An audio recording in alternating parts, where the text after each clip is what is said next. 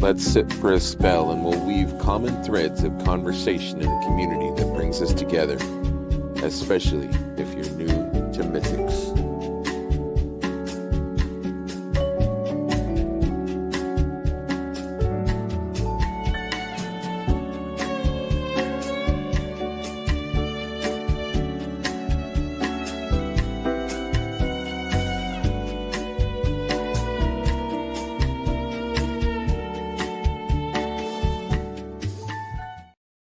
Good morning, friends, and welcome to another episode of New to Mythics Live. Happy Sunday. We lost an hour, or we gained an hour. I don't know. We did something. I feel like we lost an hour because we went forward. But anyways, I'm struggling a little bit. Most of our guests are here, so I'm going to start introducing. We're going to hop right into it. My man right here, I don't know if he slept, but he's here. He's got... let's see. Curtis, welcome, sir. Welcome, sir. I got my coffee. I'm good. Coffee. Right on. Next guest, we have Brian Carr. Welcome, Carr. How are you, sir? Coffee as well. Coffee. Yep. Coffee talk. Heinrich. Good morning, Good Heinrich. morning, guys. Then we have Chris, a.k.a. Marty Max. How are you, sir? Morning. Yeah. And then we have the man, Trevor, 1-6 shooter. Good morning. Everybody with their coffee. Nobody's doing tea? No tea. My tea's already We're down. Americans. Down, so. Yeah, I don't do dirt water. Gosh, guys. Gosh. I'll have more later. We've had some developments already about the dragon. I guess Jeremy posted a new results. Was that this morning? Yeah, about an hour ago or so. Let's hop into this, I guess. This is Kirby's. We're doing a Baywatch here. Love it. I thought that was pretty cool. So let's see here. Kirby's been the man. He's been all over stuff. Yeah, he's... Okay, so let's see here. Jeremy said update is in. Baythier is 30% to the funding goal. 600 units. That's pretty damn good, man. In what, day and a half? 2 days? Yeah, I was trying because I was trying to do some research, like what successful Kickstarters kind of pace, and everything that I was seeing said like in around the 24-hour mark, which is just a little over that. It said if you're at around 25-30%, odds are you're in pretty good shape of funding. So feel pretty good. I don't think it's going to be the first weekend that some people thought, but I feel pretty good about where we're at.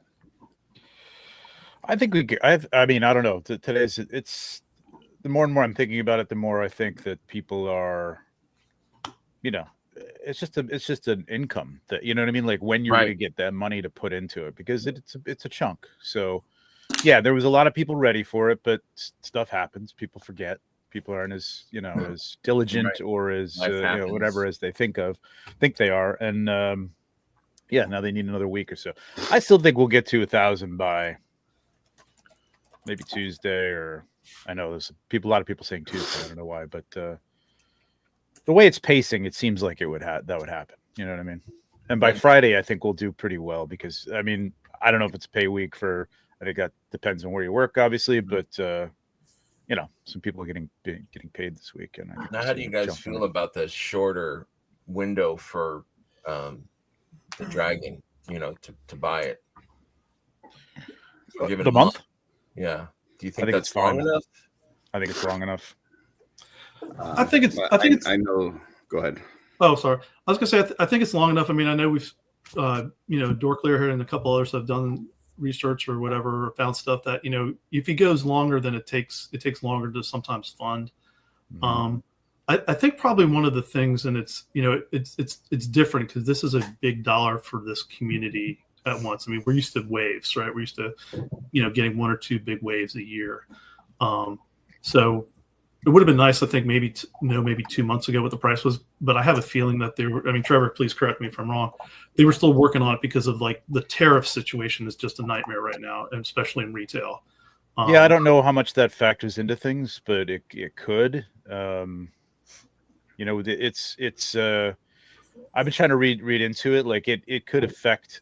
There was an article about Hasbro that everybody was passing around that was like, Hasbro says toys will go up, 30% because of the tariffs. It wasn't because of the tariffs. It's if they bring, what the tariffs are trying to do. And I don't want to get political, but like the tariffs are trying to, I guess the idea, I'm not even sure if this is the idea in whoever's mind, but like to bring more production to the United States. If they were to bring production to the United States of their toys, they would cost 30 to 40% more, or maybe it was 50. It was an astronomical number that people were like, whoa, I'm not buying any more toys.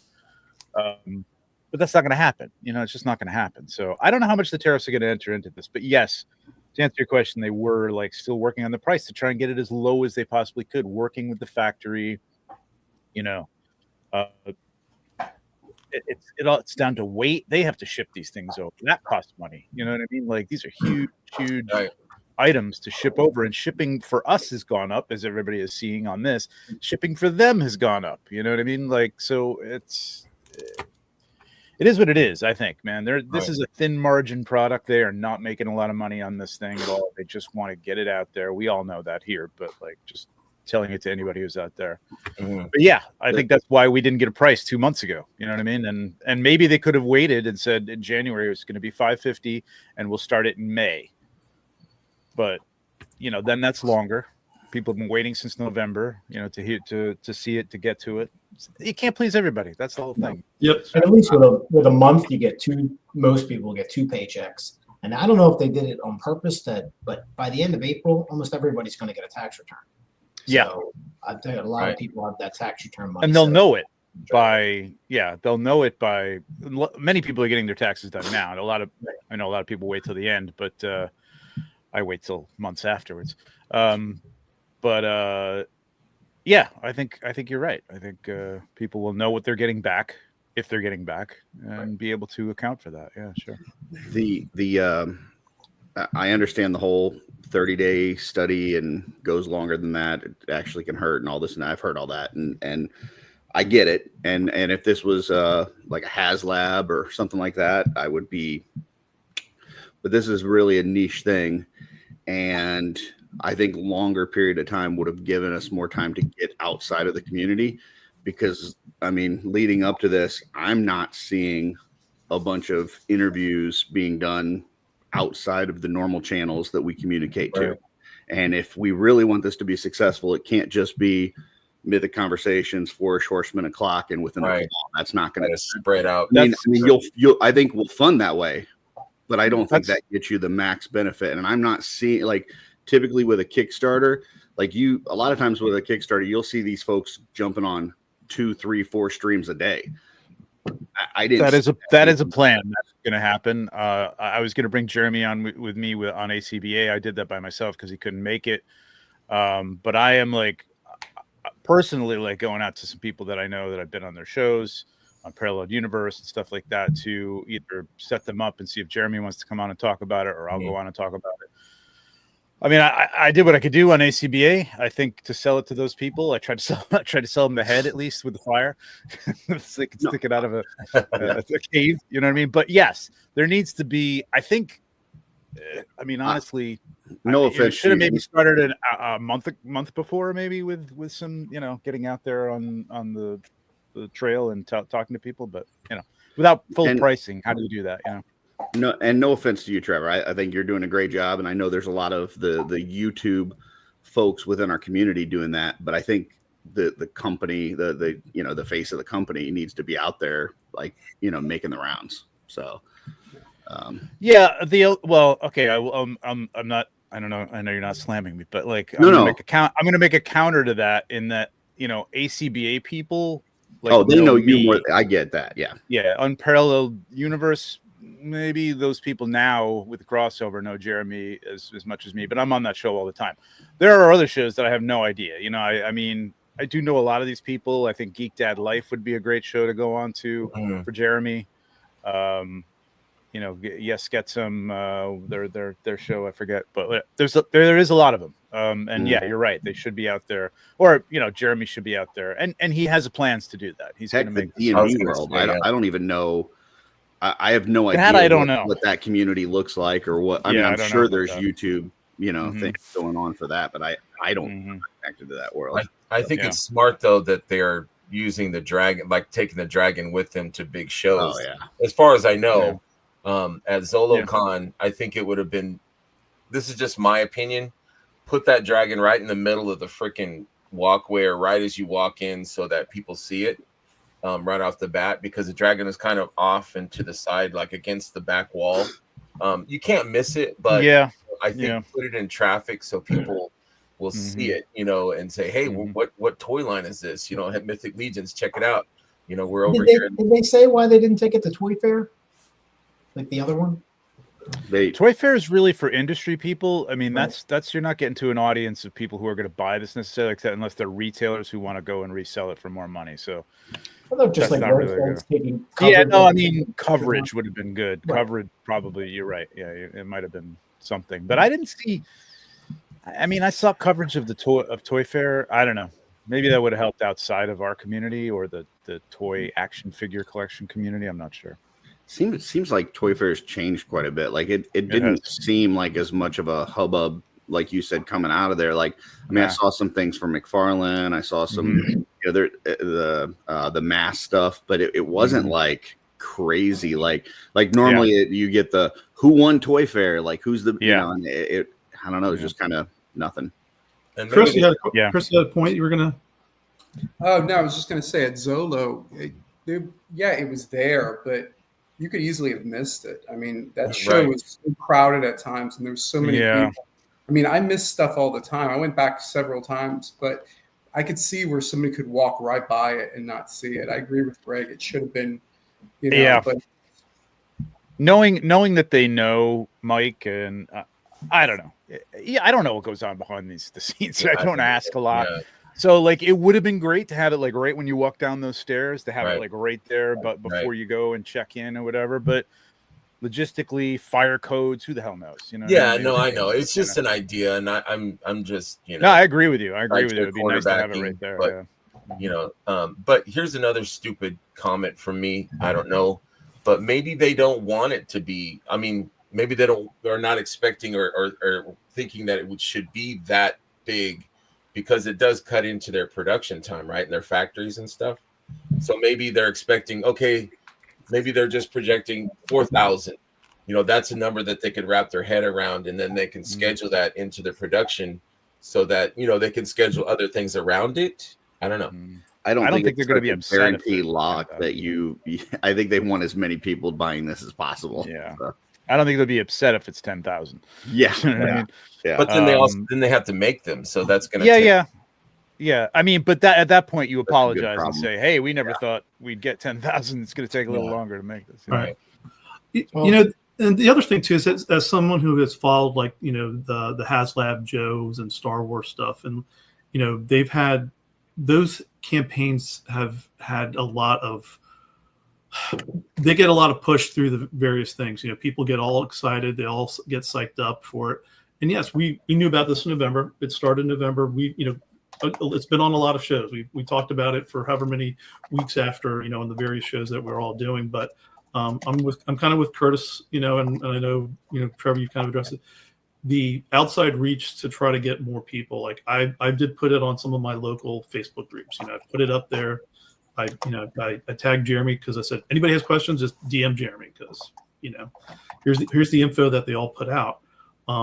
So we'll see. Again, there are people that like to come in, at the very end. I'm waiting till April 5th. I'll do my order then. I'm done. Right. So that happens a lot too. So I think it will fund. I think it'll be interesting. I know some of the HasLabs have had surprise endings, because again, people wait till the very, very end to do it, and they've blown past the Sentinel, Galactus. There will be a big chunk at the end. The Dragonfly, all those have had huge ones. So people are going to get charged at the end. They don't want to get hit right now. They want to wait at the end to get charged. So. Well, some people like David Williams. David Williams said he's going to buy some now, and then at the end he'll buy some more again. So yeah, the good or bad thing is you don't get there's no bundle shipping price. It's all based on individual pieces, so you can order at will.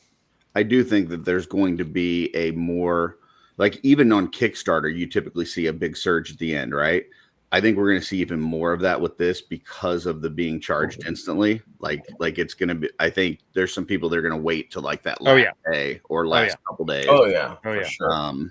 Yeah, because that is the Kickstarter mantra, right? You just back it now. You don't get charged unless it, but you do. So yeah, in this case you do. And they did offer. Brian. Oh, sorry. Go ahead. Sorry, I was just going to say they did offer local pickup, which is awesome. Yeah. That's unheard of. I would never expect that they would do that just because it would take up, their time and effort and manpower and stuff. But I love that they're trying to facilitate and enable people, that are, we already knew people are going to complain about the shipping, but hopefully this will, people are going to complain everything. But I don't think it's going to take time. They've said they're going to do this after everything else is shipped out. So it's the time that they would have taken to label these things and, bring these to FedEx or have them picked up or whatever. So I don't think it's that big a deal. There is only one dragon at this point, Brian. I just want to let everybody know that I believe the other one is gone. Oh, really? Okay. To the factory because I think they only had 2 painted prototypes and they're keeping one. I think they have an extra head to take some, I think Brad just put out a video today with the fire on it, but I think they have the extra head for the one body, but I think they only have the one body at this point. Well, that makes sense why I went to Zolo then. Yeah. And Brad, is everybody getting it? Oh, yeah. Is everybody getting it? Is everybody in for it? Yes, sir. The real question is everybody already has everybody placed their orders? That's the real question. No, not yet. Yeah. Hey guys, I want to take a break here real quick and introduce Keon. Keon has been waiting patiently backstage. Good morning, sir. How are you? Hello, how are y'all? Hey, good morning, Keon. I want to showcase your stuff in a few. We're still talking dragons and stuff, but I didn't want you languishing back there in the back room. So welcome, sir. Thank you very much. I appreciate it. Y'all was listening to that conversation y'all were having. Yeah, talking dragon. Brett says I'm offering my services to pick up and deliver to people too, since I travel so fucking much. Thank you, Brett. There you go. Thank you, bro. Man. And I've heard like meetup parties and stuff like that. If it wasn't 10 hours, I'd be there. I was seriously looking at when I placed my order. I had told Darla because I was getting a couple dragons, and I was like, if the shipping, I think the number I said was 300. I said, but if shipping is 300 or more, I'll just make a day of it and drive to Jersey and stay with somebody and whatever. But it ended up being like 165 for 2 dragons, 2 fire sets, and a wing set. So by the time you're done with tolls and right, now it's almost like for me driving from New York to New Jersey, I'm thinking about it because just the cost to ship it to me. I think if I got it all in, it was like $40-50, maybe it's $40. I don't know, something like that. And honestly, the tolls are going to be 28. I don't know what the gas is going to be in my time. You know what I mean? But I am going to go there just because I think it's going to be kind of a little bit of a party or so. So we'll see. Yeah. Maybe I'll have. Mine's only like $50, but I'm driving just to see who's there and kind of meet up. Yeah. That's the other thing. It's could be a little party. So depending on what month it is, it could. Right. You're going to pick up the dragon, Keon? Nah, my wife won't let me. You ain't the only one. There's a lot of people. Good reason. It's a big purchase, especially when you start stacking on taxes and shipping and all that stuff. Oh, that's not why. It's I've got too much junk already. Oh, okay, yeah. There's no place. So I've got I collect Transformers too. I've got all the combiners. She said there's no place to put that thing. We got a fellow Transformer fan. One more box over here. Brian is a big Transformer guy. Awesome. Space is a huge thing, but we've got time to make room. That's honestly the other thing holding people back. I think I saw a lot of that in the we've seen a lot of it, but in the outside of the Cabal chats, just I have no place to put it. There's so many big things that have come out in the last few years, and so much just stuff that takes up so much space. Like I don't have a place to put this yet, but I'm gonna figure it out. We got time. Yeah. You got time. Action Figure Minute says we do not know for Horseman's margins on this, and we never will. Number 2, with the unlocks, they are giving more value and not more profit to themselves. Absolutely. I'm telling you, it's thin. Yeah. They just want to make this happen because they're toy fans, man. These guys grew up with Wood Flag and all that stuff, and like they want to be part of that. They want their. I mean, the line is already pretty epic for a small company to have done all this, but this is like kind of a crown jewel. So yeah, I just want to make it happen. So do you think a second run of dragons, would be more profitable, right? Because they already have the tooling. Well, it depends on how much of that tooling they reuse. They already said that the other 4 pillars are dragons, but they're not all going to be the same dragon. So it's like, which parts are going to get reused, which ones aren't. Now, will it be somewhat easier for them? Yeah, because I'm sure they'll get some use of the tooling, but it's still going to be a big endeavor.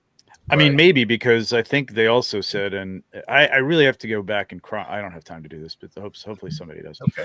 Chronicle everything that's been said, because I think it was said that this will be the biggest of the 5. Like there will not be a bigger one. Although I guess you could say we'll use these parts and do something slightly different with it. I don't know how, but whatever. The other thing is, somebody said, was this Curtis? I don't think this was you.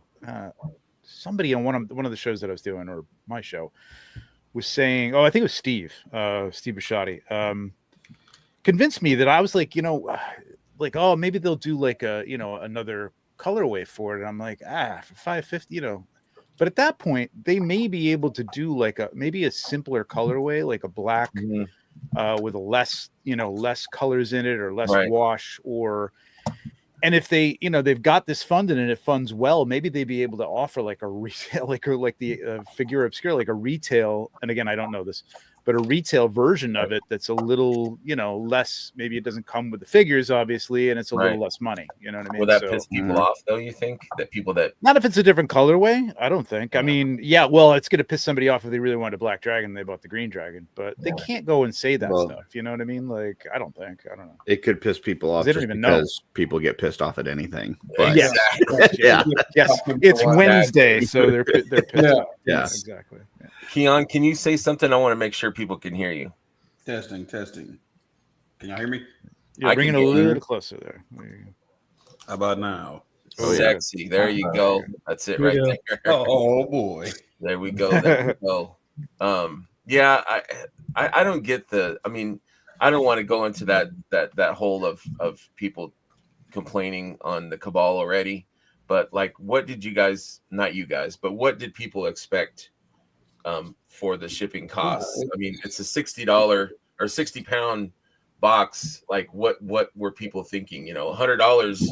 It's $100. Like, I think a lot of people are comparing it to Cat's Lair, since that was 100 flat, and that was huge. That was almost as big as I am when I stacked it up.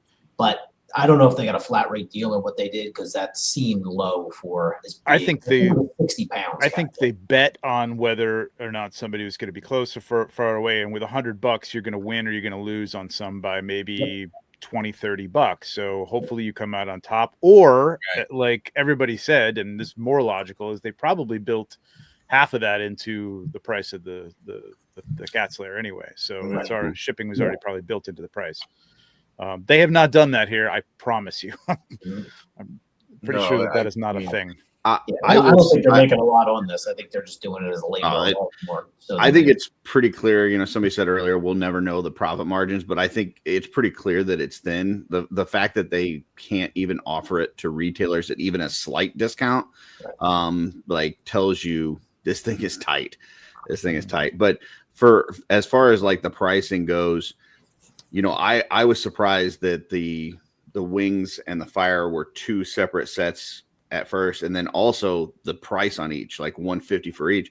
But we don't know. Like, Trevor's educated us on not the exact number, but that the tooling for those wings was just like ridiculous, and like we don't know that. Like as fans, I was told those are cool, but they're just wings, right? Like wings can't be that much. Yeah, I mean, I don't know the exact number either, but I was told it was pretty. It's high, man.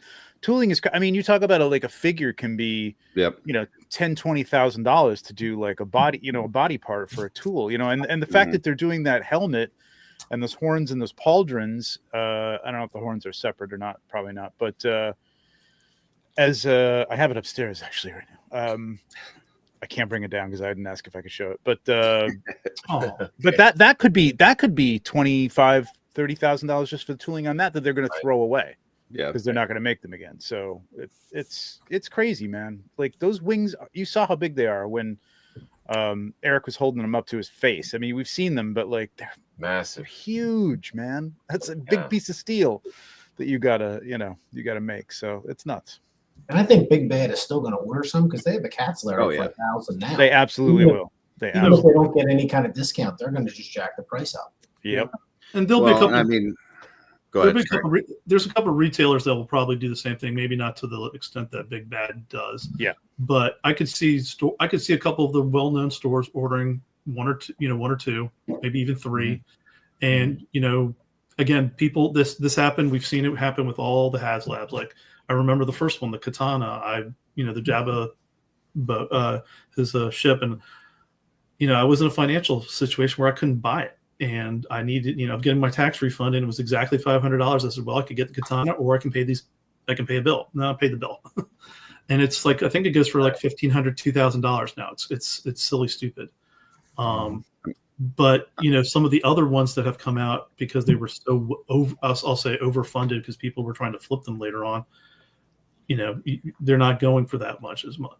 So, but I think this one's going to be big. I think this one, people will have a little bit of, oh, I didn't know it was that cool. I mean, we've seen it. Those of us that have gone to Legion's Con and ZoloCon, and when you see that, how impressive it is, it's just amazing. So it's majestic.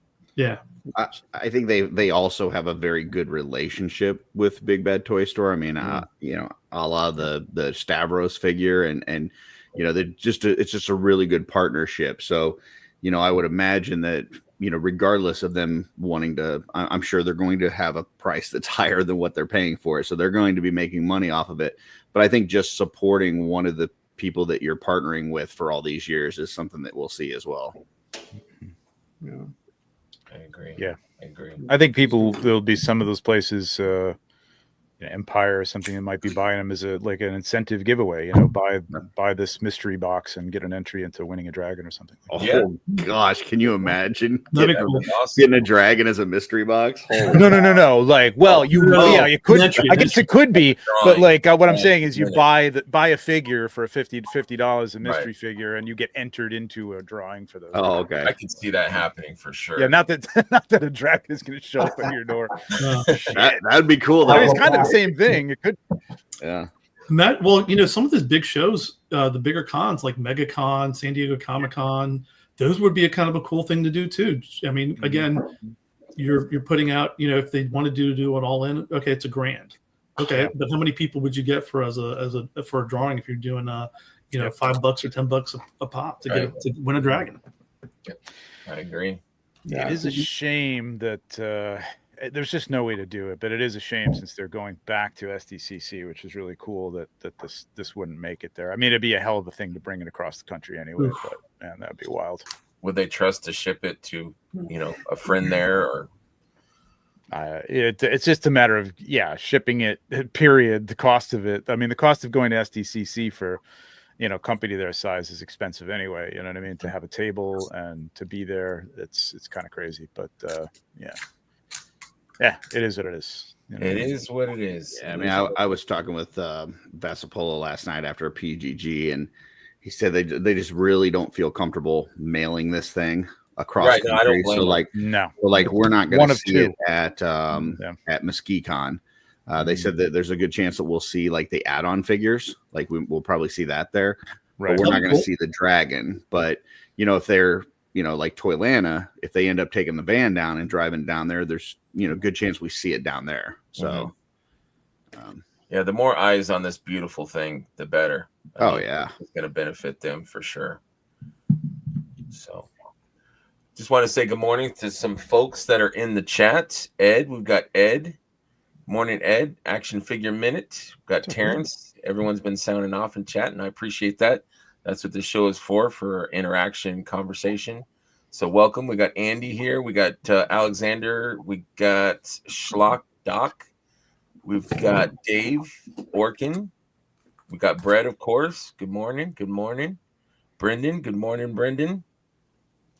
See anybody else? Stacy Lynn, good morning, Stacy. Where's your man at? Where's Brian? Is he working? Probably doing another interview. He's famous right now. Yeah. He is famous. He is famous. He is. He deserves it. He's the hardest working man in the industry here. Although I don't hear him talking too much about Stacy in those interviews, you know, how much she's doing. I see her working a lot, but I would mention her first. Exactly. Exactly. Got to be smart guy. Yeah. Give her all the props. We got J Mac. Good morning, Jay. I think that's everybody. Curtis. Somebody named Curtis. I don't know who that guy is. I know Lance. I don't know Curtis. Exactly. All right. Oh, we got Captain Firebeard here. We got Elijah. Good morning. Hey, Elijah. Good morning, sir. Or good afternoon for you. It says, I have dragon breath right now. I need coffee, bacon, more bacon and eggs. For sure, man. For sure. Have some for me. Okay. Let's step away. Well, I wanted to say, though, real quick, like, I get the whole Kickstarter thing, but man, it's going to be a bummer to not see these figures, you know, outside of their Kickstarter thing.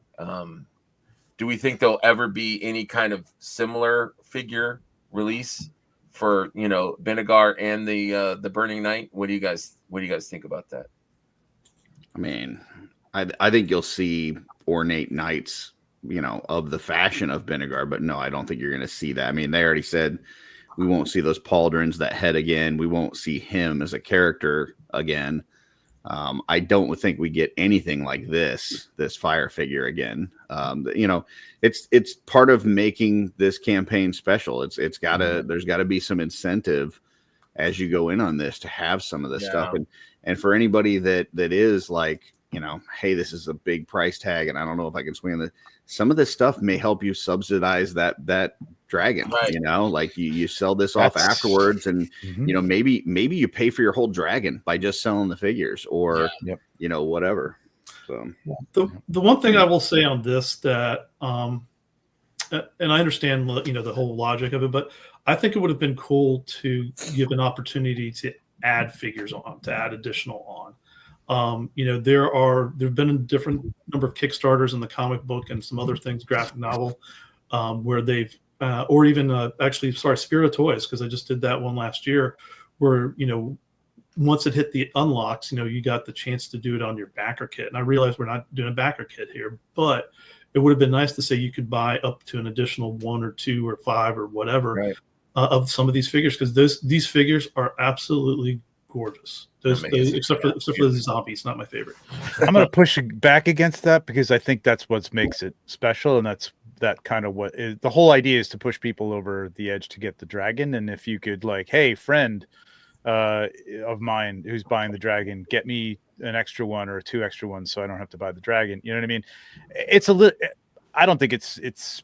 I don't know what you would call that. Like, it's just, that's the incentive. You know what I mean? You get it, you get one, and they're going to be rare. And yeah, like Curtis said, like, because of their rarity and because of the fact that you can only get it by buying a dragon, you can turn around and sell that thing for half the price of the dragon, most likely, once you get it. You know, if you don't want it, or if you want to offset the cost of the dragon, you know. So the other thing is how do you do it, right? Because, like, if you do it through Kickstarter with a backer kit, yeah, I mean, afterwards you can just let people buy extra ones, whatever.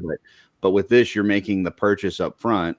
And then what do? Like, if they hit the goals, then they have to go back and see what people have purchased already and whether they hit the unlock for the wings to let them buy extra of that figure, or hit the, you know, like, it's just becomes very difficult to manage it when you're not going through a Kickstarter backer kit kind of situation. Right.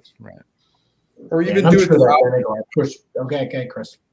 No, I was just going to say, or you'd even do it the opposite way. Buy the add-on just for the figure, then flip the wings, because there's going to be a lot of people who are going to skip the wings. They're going to skip the breath. They're just going to get that dragon, and when they see it set up, they're going to want the wings. They're going to want the fire. They're going to want. I have a feeling that's going to be the ones that are going to be hard. Yeah. So. Right. Yeah, I think Trevor, you made a post yesterday about reaching out. Shouldn't bring this up. No, you can do it. You can bring it up. Well, that's fine. Whatever. Oh, sorry. No, it's fine. It's fine. It's you know, it's I didn't want it to sound. I was a little. I don't know.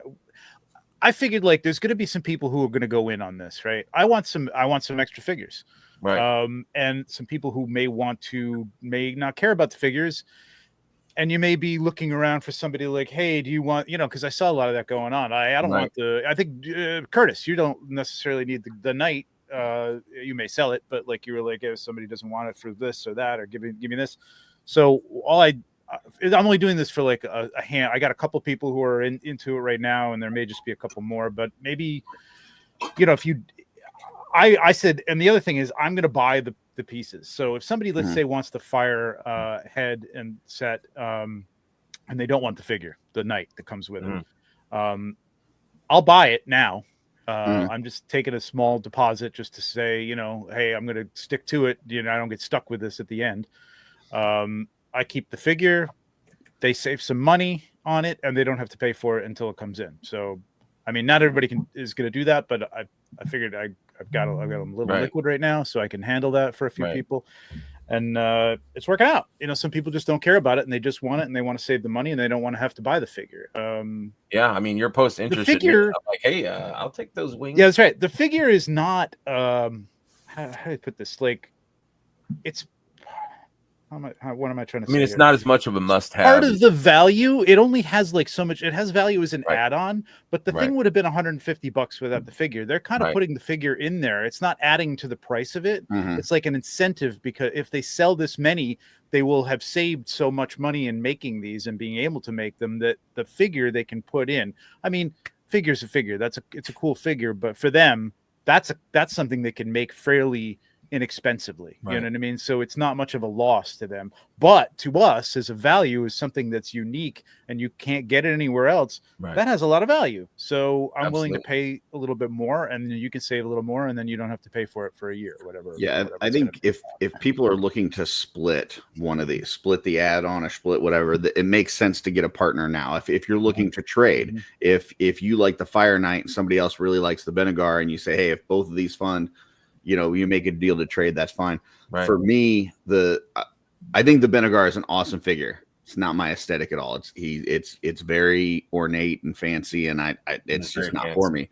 So if we get one of those, and I got two dragons, I'm going to sell both of them. But I've had some people go dibs, and like this is not a dibs situation, because I'm going to have to see what the market is bearing out for this thing, because I'm trying to, cover some of the cost of multiple dragons with this knight.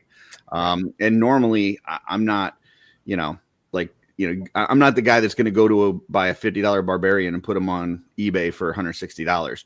But this is different. This is a very rare, unique item in a campaign that they're not making more of. Like this thing, if as you're making your purchase and you're saying, what is the total purchase that I'm willing to make during this campaign, there's going to be some stuff that you may not want, and you need to try to get what you need out of it. So, and let me say this: I'm not like even doing this necessarily to get them and flip them. You know what I mean? Like it's not a money making. I'm an idiot, and I want extras. Not at all. I mean, a lot of us want these figures, and I think they know that. So I think it's a good deal. I think, Trevor, that you're putting out, I think it's smart.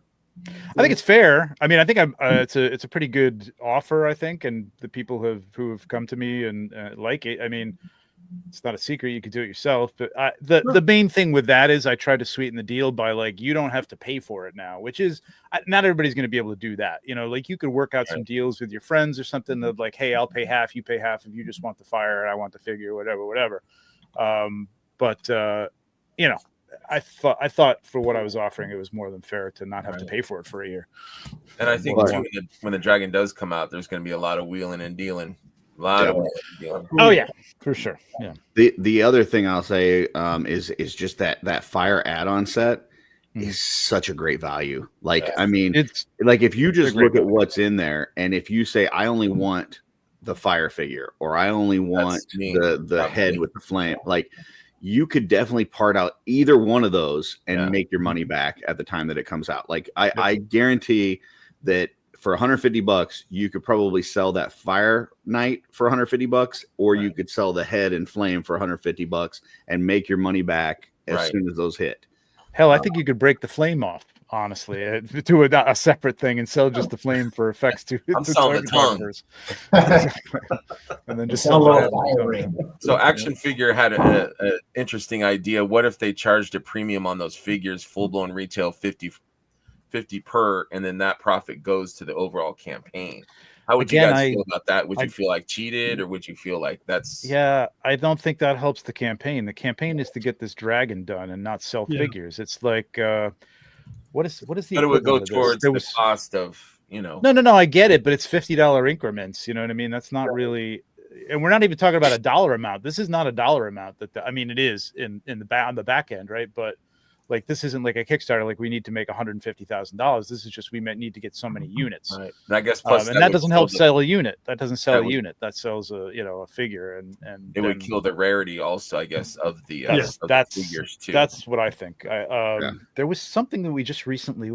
I'll think about it. Yeah, like I bought an extra fire set just for that fire figure. Like, if I know I can buy the fire figure separately, I'm not spending $150 for the set, right? Yeah, that's true. Yeah. And I could see them, like Alexander said, I could see them doing like a charred set when the dragon comes out, of different figures, maybe some charred swigs or something. And honestly, here's the thing, guys. Like, I saw somebody say, like, if they should, I want more than one charred skeleton or knight, black spray paint and some texture. And I want them to do it on one of your nights, and there you go. I mean, if you want it in your display, I'm saying not for collectible, and dry brush. Yes, of course. It's an Art by Ackerman feature episode. Yeah. Elijah says, I do believe it will soon get a medieval fantasy ship. Wouldn't be surprised if this and a crew gets unveiled to us at this year's Legions. So he's calling his shot. Wow. Pirate ship or fantasy ship. That would be awesome. I would love that, man. Yeah, we need some more seafaring, mythics and things. Yeah, I don't see them announcing anything huge until this dragon is produced and in people's hands. Yeah, me neither. But yeah. So you think this year? But yeah, that'd be cool. It'd be neat. Mm-hmm. You think like the G-Con this year will be a little bit smaller since the dragon and everything that's come this year? I don't know. I think we'll get a wave. Like, I don't think we're going to get a big ship, but I don't think we're getting anything huge. No. Right. So you think the big waves, the days of the big waves, Necro and Poxus are done? We're going to get the smaller Reign of Beast waves in the future. Well, I mean, Jeremy's already said, like, it's better for them to do 5-6 figure waves, like not the big ones. So, we'll never see anything like the old, Advent of Decay or anything like that, or the initial Kickstarter. But yeah, I think they're going to probably do, smaller waves more often. So, yeah. That way they're attacking our wallet all the time. Let's see here. The fig trade will sell for $150 easily. I feel it's gorgeous. Yeah, I agree. I mean, the whole thing is beautiful. It's a beautiful set. The knight. I think it's going to go for more than that.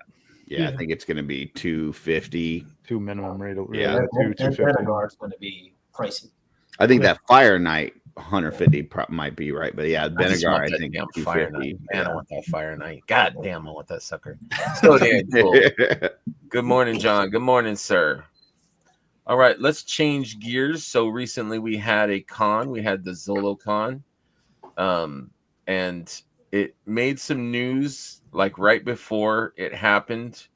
They announced that it will not be at ZoloCon, and a lot of people that I talked to said it was the right thing, and I agree. I mean, it was tough because I was expecting to pick it up, but I think it was probably the consensus. Most people think it was the right thing. Where do you guys weigh on that? I was in the room when it happened, and it was a tough decision. I mean, it was the right decision. They made the right decision. I was even kind of like saying, I threw my 2 cents in. I wasn't really participating, but I said, I don't think most people are going to care. But I think what they did, honestly, I think people would have, like, from seeing the response. I think a lot of people are like, you did the right thing. That's cool. Thank you. Yada, yada. Because I know there are still people waiting for it to come out. They're working their asses off. They really are, but it's a lot to get out. So, and then you had the scout. Then you had these things come in, the skeletons, the 4-packs and stuff. Yeah, I agree, and I'm glad they made the decision because it makes sense. And the other thing too, and I just want to point this out. I know they're working hard. I know there's no doubt in my mind, but I think there was a post put out by Under Four Horsemen that said we've got the vast majority of orders out. Well, then why can't you get the little bit that's left out? And I think that's where there's a little bit of, marketing language that probably shouldn't, that vast majority language should not have been used, because that's deceiving to me. And as somebody who's still waiting, I know there's a lot of other people that are still waiting. We're waiting patiently. So, it's, we paid for the tooling. We paid up front. And I understand people want the new figures now and, be able to go to a convention and grab them. Absolutely. 100% understand that as well. We're still waiting for ours, so hopefully they can figure it out and they get the stuff out, because I think it should be at the shows. I think this is one of the best waves of Mythic Legions figures. I've gotten a couple of them from some vendors that have shipped out, and I appreciate all their efforts. And I know that, Len talked about how big these boxes are having to be to pack everything up. It's a challenge. It's not just get a little box, throw a couple things in, and it's out the door. It's a lot. Yeah, and I'm not, I totally understand that, and I'm not here to speak for them, and I'm not defending it. And I guess not being on that end of it, it's different. But it's not a big crew, and that is another reason why they can keep the prices where they are. They have to unload things. When the skellies came in, the 4-pack skellies, they have to unload them. They have to find some place for them. It's not a huge warehouse. It's big, but when things, this dragon is going to be a logistical feat when that comes in. And it's not like, hey, just get some people off the street to help you slap some. You can't do that. They don't know what they're doing. There's a certain way they have to do things. It's even picking and packing isn't like just monkey work. It's, you got to think about what you're doing and get it right. You know what I mean? Right. So it does take time. Unfortunately, it just takes time. I mean, the other thing is they don't even have it's not their warehouse, right? It's a shared space. So there's times where they're picking stuff and they're told, hey, we got another order coming in from the BB Props and we need this stuff moved. And they've got to stop what they're doing, move everything out of the way, bring in a different order. Like there's a lot of moving parts to it. And that's not to say that there's not opportunities for improvement, whether, it's, them getting their own separate warehouse, whether it's, running multiple shifts, whatever. I hear what you're saying. But with all of these things, every single time that they've got a wave, somebody's going to be first, somebody's going to be last. I just don't want people sometimes you're at the front end of that, sometimes you're at the tail end of that. And you just got to know going in if that's what you sign up for. If you're like, I'm going to put this money up front, I'm going to get the best price because I'm putting it up front, there's a chance I may get last. Yeah, I guess I don't want people to take it personal. I don't think it's a personal. It's not. There's no favoritism. I've waited. I've gotten my shit real late sometimes if I didn't go to the studio to pick it up. You know what I mean? Or what was said last night? Dennis Derby was the last on one of those waves. Yeah, and Dennis Derby is platinum in this community. So go ahead, Chris. Sorry. Yeah. No. Just I got mine the week before the show. I would have loved for those figures to have been there. I would have loved to have picked up a few more, but it's the way it goes, and it's okay. I think it was a good move on their part. Honestly, I do. Yeah.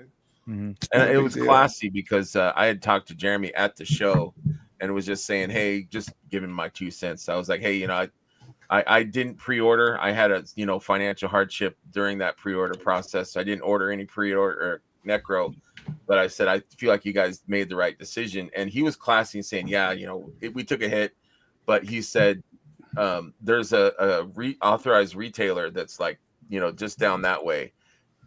Pick those up. And I'm like, that's freaking cool to me that he was classy enough to say that, you can't buy it from us, unfortunately, but there's a guy down there that is selling them. So pick them up from him. So I thought that was classy. Go ahead, Curtis. I just to tag on to that real quick. I said something last night on PGG, but I'll say it again here. If you're going to a con, please don't don't be buying from people out of their backpacks, out of their trunks. That's not the way that it's supposed to work. Like if you're going to a con, if you're a vendor, you pay for a table, you get that space, and you sell in there. There were other authorized retailers at ZoloCon that had this stuff that people would go to their table and say, "Oh, I already bought it out in the parking lot from so and so." That's not the way this stuff is supposed to work, right? Like that's undermining the entire convention. And what it does is it makes the people that are at those conventions go, well, hell, why am I paying for a table? Why am I presenting? I'll just park in the parking lot next time and sell out of there, right? And it ruins the con experience. So, just buy from the tables. That would be my advice. Like what Trevor was saying before, if the Horsemen had more infrastructure, if they had more people, if they had a bigger warehouse, we'd probably have more expensive figures, and the figures would be going up. It's kind of a lean organization, and you might not get the fastest shipping all the time because there's just not enough people. Yeah. And everybody chips in as they can, as much as they can too, to get it out, because they know it's a small company. They try to do what they can to get. But again, you're almost kind of interrupting it. It's such a well-oiled machine there now that Diego's got going on that you almost just getting in there and like, hey, can I help? It's like, yeah, just stay out of the way, because you know what I mean. It's like we got it down to a system, and you don't want to mess with that too much. But people are helping unload the trucks and stuff like that when new stuff comes in, and so it's still a small company, guys. Still a small company, and they're doing their absolutely. Yeah, we always got to keep that in mind. That I remember when I first met Diego, I'm like, how many are there of you guys? And he's like, at the time it was like 13 at PowerCon, and I was just like, holy crap! Like I can't even fathom, that you guys create this and put it out there in factories and get them to all of us all over the country and the world. I was just blown away that they achieved that much. I don't know. Does anybody know? I don't know of another. I mean, maybe it's obvious and I just don't know about it. But another, like a NECA or a Super 7 that does their own distribution on stuff like that out of a warehouse. I'm not sure if that happens. I think that's probably distributed by us, the third party, for most of those companies. They're innovators, man. They do it all themselves, but they save costs. And like you said, well, that's it. Yeah, they bring the price to us. That's why you're getting a great figure for the price of a. Yeah. Elijah, it's not so great. Would you buy a castle for the same price the Dragon is going for? Yes, I would. I don't know where I'd put it, but I would buy. I have a Thunder tank in the garage, and I have, but I still want it. You might have to live in it. So figure that part out later. We're sick people. Yeah, we'll figure it out later.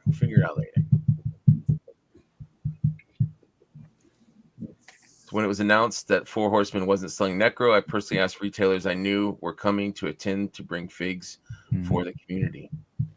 Yeah, I get it. I get it, and I'm not I wasn't mentioning, and I didn't even know Brett did that. I do know that there was a authorized retailer from Four Horsemen that was there that chose not to pay for a table, but chose to set up shop in the parking lot. That's not cool. Bringing something for a few friends is different than a retailer, pulling up with their that's a retailer too. Like that's not even somebody who's bought it for full price and is just helping people out or whatever. That's a whole different thing. I bought from everybody. I'm just gonna say that helping out a couple friends is a little different. So I bought from everyone. So I try to share the love. But anyways, okay, so next is, I feel like the graveyards, they've been out for a while, right? The graveyard skeletons, do people have those in hand? I mean, besides Brett? I think they're starting to get it in hand. Because I feel like the Dragon kind of, bless you. Thank you, Brett, for selling me one of yours. These figures are freaking awesome. Yeah. Ooh, Trevor's got it. It's almost like the Dragon is kind of overshadowed a little bit, the graveyards. But these are pretty awesome. What's you guys' thoughts on these graveyards? The color, the ash, the set. What do you guys think? I think they're awesome. They're amazing. Seeing them before we went into the show, they're great. I just got my set Friday. I haven't opened it up yet, but I think the colors are they're just amazing. It's a fun set. I haven't got mine yet. I ordered it through Wolfgang so I could get the beautiful painted Jesse heads that are going to be coming with it. Yeah, I can't wait to see those. But I think this is like one of the great values. I mean, I forget, Trevor, I don't know if it's your show or somebody else's show mentions like, yeah, initially go, it's $100, but it's like, no, it's 4 skeletons plus all these extras for $100. It's a really, really great value. I bought 2 sets and I'm looking forward to them. And I think I was surprised how much I liked that Skeleton Legion builder last year. And I felt really bad. I only bought 3 and not the maximum of 4.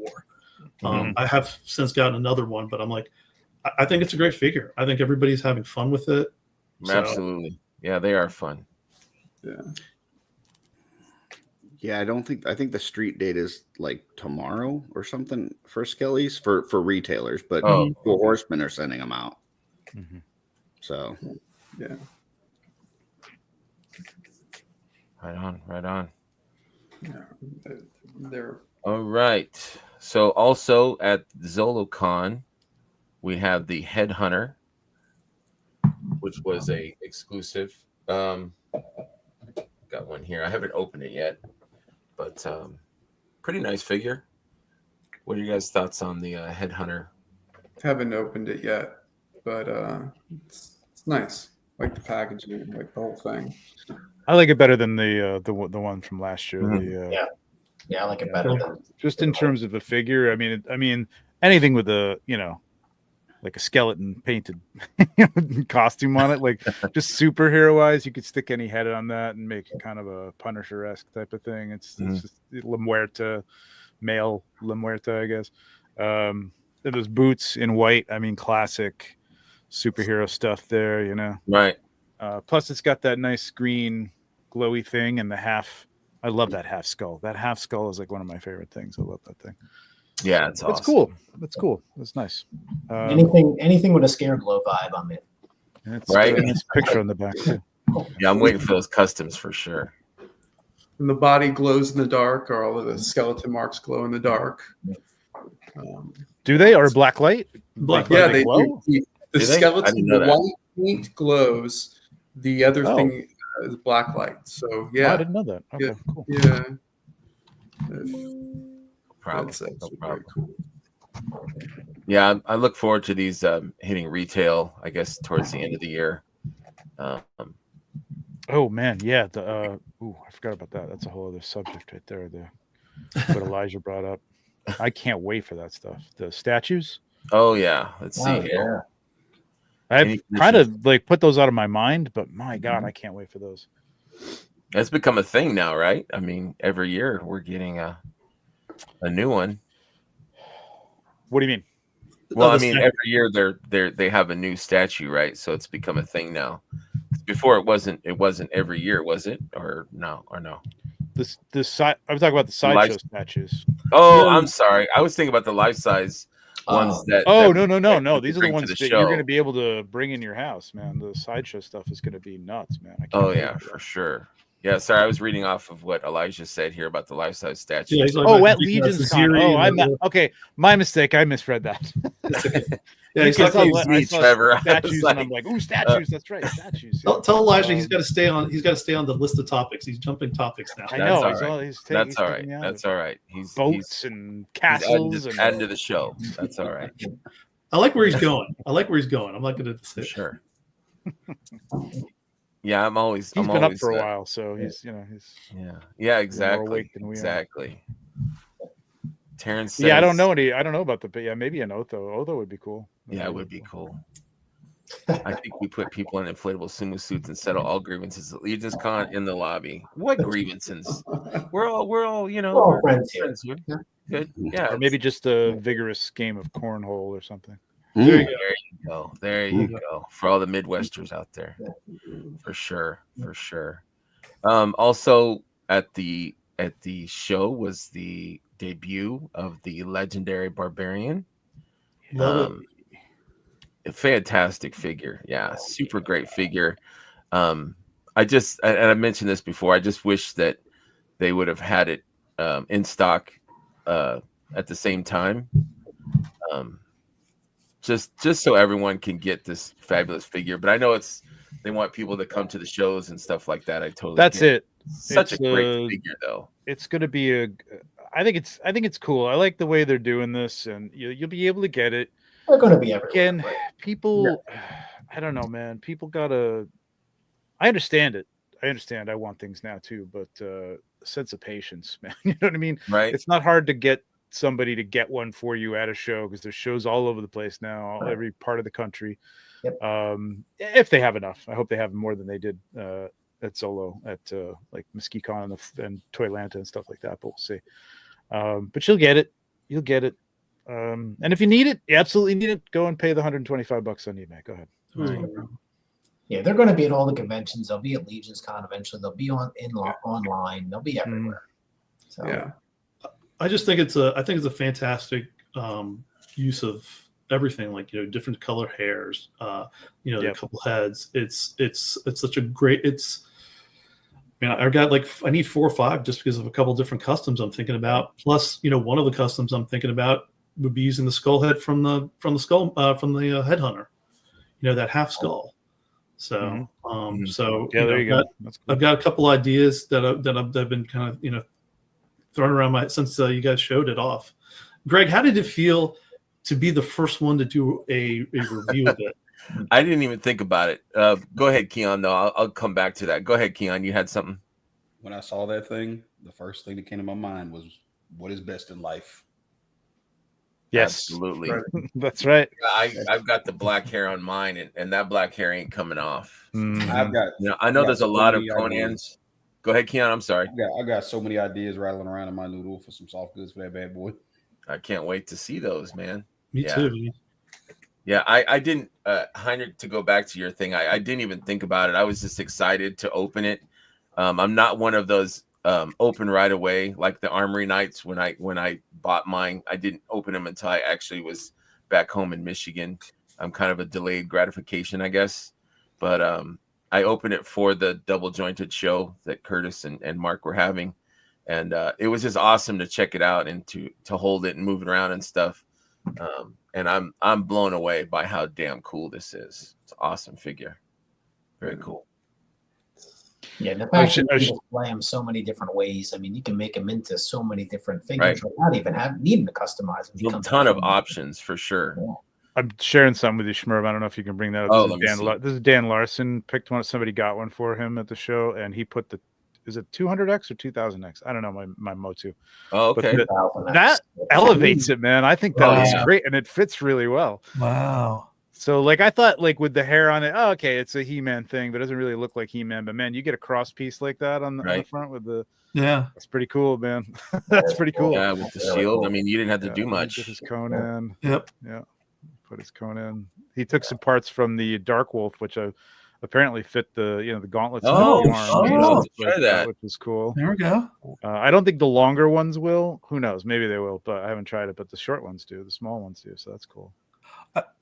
I also like the idea, and I can't remember whose show it got shown on. It was on Double Joint or something. They took the Gideon belt and put it on there, and it looks phenomenal. Yeah. Who was talking David about that? Williams. Wasn't that David Williams? It was David? Okay. Yeah. Yep. Yeah, I love my Gideon though. I don't know if I want to try that. I bought 2 Gideons, so yeah, I need another for sure. But yeah, I can't wait to see what people do, like Keon, with the soft goods and things like that. I'm hoping that, you know, if not this year, next year, the Barbarian will be in everybody's hands, and maybe it'll be like a mainstay in the in-stock sale. And it's maybe a flagship figure that you can recommend to people or buy, and send it to them so that they get to see how amazing these new mythics are. So that's my thought. It's a shame that Gideon belt isn't in the belt pack, right? I was going to ask that. I did a really nice one. Yeah, I'm hoping that they have this Barbarian like kind of evergreen, always around in stock, because it's just that's my thought. Yeah, we would go with so many different lines, but bring so many different people in. It just you can use it for so many different things. Right. It's a good base figure. Absolutely. Yeah. We need a female one to go with it. Yes. Oh, absolutely. Yeah. 100%. Well, you got that head from the head pack with the red hair. I have that on. Who do I have that on? I have that you on could use now. a goat or looks pretty good with the red hair. It looks pretty good. You could do maybe something with Bastet. Yeah, that'd be cool. Yeah. Yep, for sure. Getting belts is the best. Alexander says, I agree. Oh, the Headhunter too, yeah. Oh, Yeah, okay. for sure. Oh yeah, you're right. I think I didn't think of that, but that yeah. So you can get the retail version of that. Yeah, that'd be cool. That'd be a good way to do it. absolutely. Oh yeah, good thinking. Good thinking. It's white though, right? So I wanted to showcase artists whenever I can. Keon here has been in the community. How long have you been in the community, Keon? I think maybe this might be my second year. Second year. Then when did you start doing your soft goods? My soft goods, as soon as I go. Well, so me and my cousin started collecting Legions, and I was like, man, I really want some soft goods. And there's a little bit of backstory to it. So Sure. if you don't mind, You have the We got you in Biggened. yeah, you're in okay, big. So the story is that I used to be a police officer. I got stabbed in the line of duty. Oh man. I was going through some things, mentally, depression wise, PTSD, and all that. And my wife suggested I find a hobby. And me and my cousin, we've been collecting toys for a long time. Like I said, I started out long time ago, over 30 years, doing custom Gundams, Transformers, stuff like that. Me and my cousin, always big sword and sorcery fans, had a guy suggest Mythic Legion to us. And so we started picking them up. And I'm like, oh man, I need some soft goods for this. And so my wife was like, well, you need a hobby. She bought me the cheapest Walmart sewing machines you could find, some cheap fabric. And I mean, it ain't nothing but an opportunity for me at this point because, like I said, I'm currently down. I had a shoulder surgery, so I wouldn't do anything, sitting around the house all day anyway. Couldn't sleep, so I'm up all night every day just practicing sewing. My cousin would look at stuff and say it was good or bad. My wife would, good God, critique me and tell me how horrible everything was. But she knew that, tough love. She's giving you tough love, Keon. Oh, out of sheer spite and will, she knew I'd keep going. Yeah, it was basically something just to drive me to get better at something, right? And focus. And like I said, I just started going and kept going, and that's how I ended up where I'm at now with this. So you worked. What was the first figures you said? Was it Legends that you started, or? So my first actual action figures, no, that you did soft goods for. Marvel Legends. Marvel Legends. Mm-hmm. Yeah. And then like I said, my buddy suggested picking up Legions, and I was like, oh, I get Conan vibes from this. I mean, absolutely. So just recently, have you started having them for sale in the community, or has that been? Because I just noticed you probably a month ago. I had actually started as soon as I started making stuff. I tried to jump in and do things. It's sometimes I wouldn't say a flooded market, but there's competition out there. Absolutely. And so I got to meet people and whatnot, and I kind of got overlooked a lot. But I guess you got to be the squeaky wheel, I guess. Yeah. Well, so my family kept telling me you got to keep posting, you got to stay on top of it. I'm like, oh, yeah, whatever. So my cousin would always showcase my stuff, and eventually, I guess people started seeing it. Mm-hmm. And started picking it up, and so my name started getting a little bit of recognition. And then y'all know Joseph Connors, of course, right? Yep. Yes, of course. Joseph's my homeboy, and me and Joseph kind of started talking to each other and communicating and sharing ideas. And because I don't know if you notice, if you look at our comments, we're never trying to tear each other down. We're always like competing. Yeah, I love that. That everyone like I said, is, at the end of the day, helpful. Yeah, Joseph is my buddy, so I mean, he'll throw me orders, I'll throw him orders if there's something I don't understand, vice versa. And Joseph started plugging me more, and as Joseph started plugging me and more people started seeing it as well, I guess it just started growing. Mm-hmm. And I'm at where I'm at now, and hopefully going higher, because I'm not going to get the return back to law enforcement. Unfortunately, like I had 2 shoulder surgeries, and then literally 2 years ago, my back got messed up in a wreck. Oh, jeez. So I'm still. You're not going back to that physical type of. I'm not going back to anything at this point. Yeah. So this is something I love, and do what you love. Absolutely. And, sewing. Look at that collar. I like that collar. I do too. Yeah. Sewing just calms me. I feel good doing it, and it's fun, and I love Legions. Well, you're in the right group for sure. Yeah, I had noticed, and I think Heinrich kind of brought it to our attention too in our group chat, that you have these soft goods, and I think there's room for everybody. There's room, like you like what you like, and everyone I think is welcoming and helpful and receptive to creativity and all that stuff. So I think there's room for everybody, but you definitely have to go out there and market yourself for sure.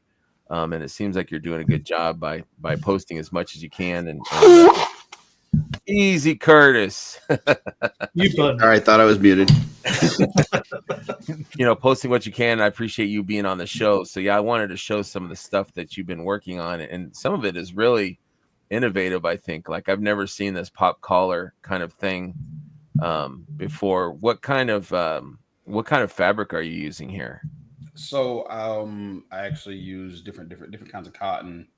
Now on that one, it is a cotton. I can't remember how many stitches it is. I'm really picky about the fabric I use. I don't want to use that mass-produced cheap stuff.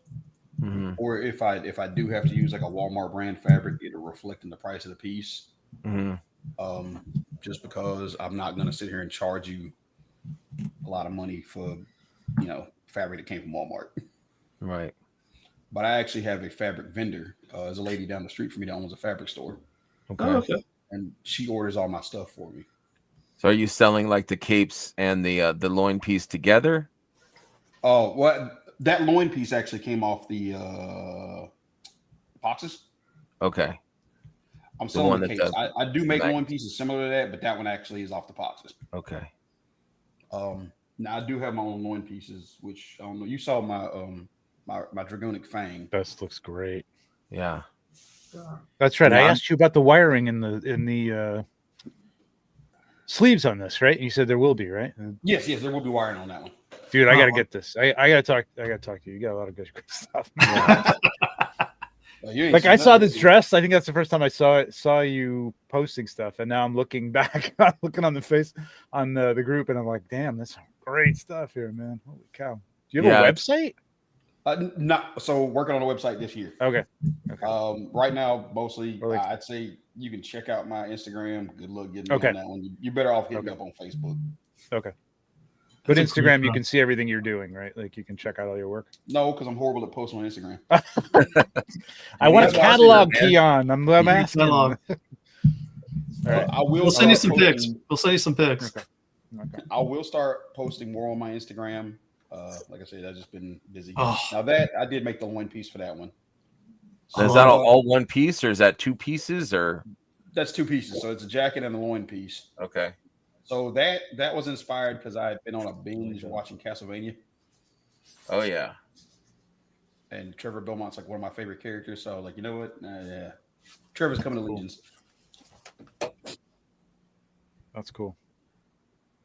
I like this one too. Yeah. Hey, Keon, you painted the head, right, on this too? Yeah. Like I said, I've been customizing for a long time. I used to do Transformers and Gundams back in the day. Now with painting wise I'll paint, but I don't actually have any 3D prints on me personally. So that's why, Heinrich, with you, if you want to commission me to do something, feel more than welcome to hit me up. Just got to give me time, because my process, I don't know what everybody else does with their paints. I use for my sealer, I have a resin-based sealer to give it a little bit more longevity. And it takes like 24 hours in between coats of my sealer for it to harden. Wow. So it slows my process down a little bit, as far as like when I put your clear coats on, to make sure your stuff doesn't, explode or scratch the paint off as you're trying to put it on the figure. Speaking of which, Heinrich, I have some of your heads. I didn't get to ship them out yet. Cool. I appreciate it. Hey, I'm a patient man. I appreciate that, man.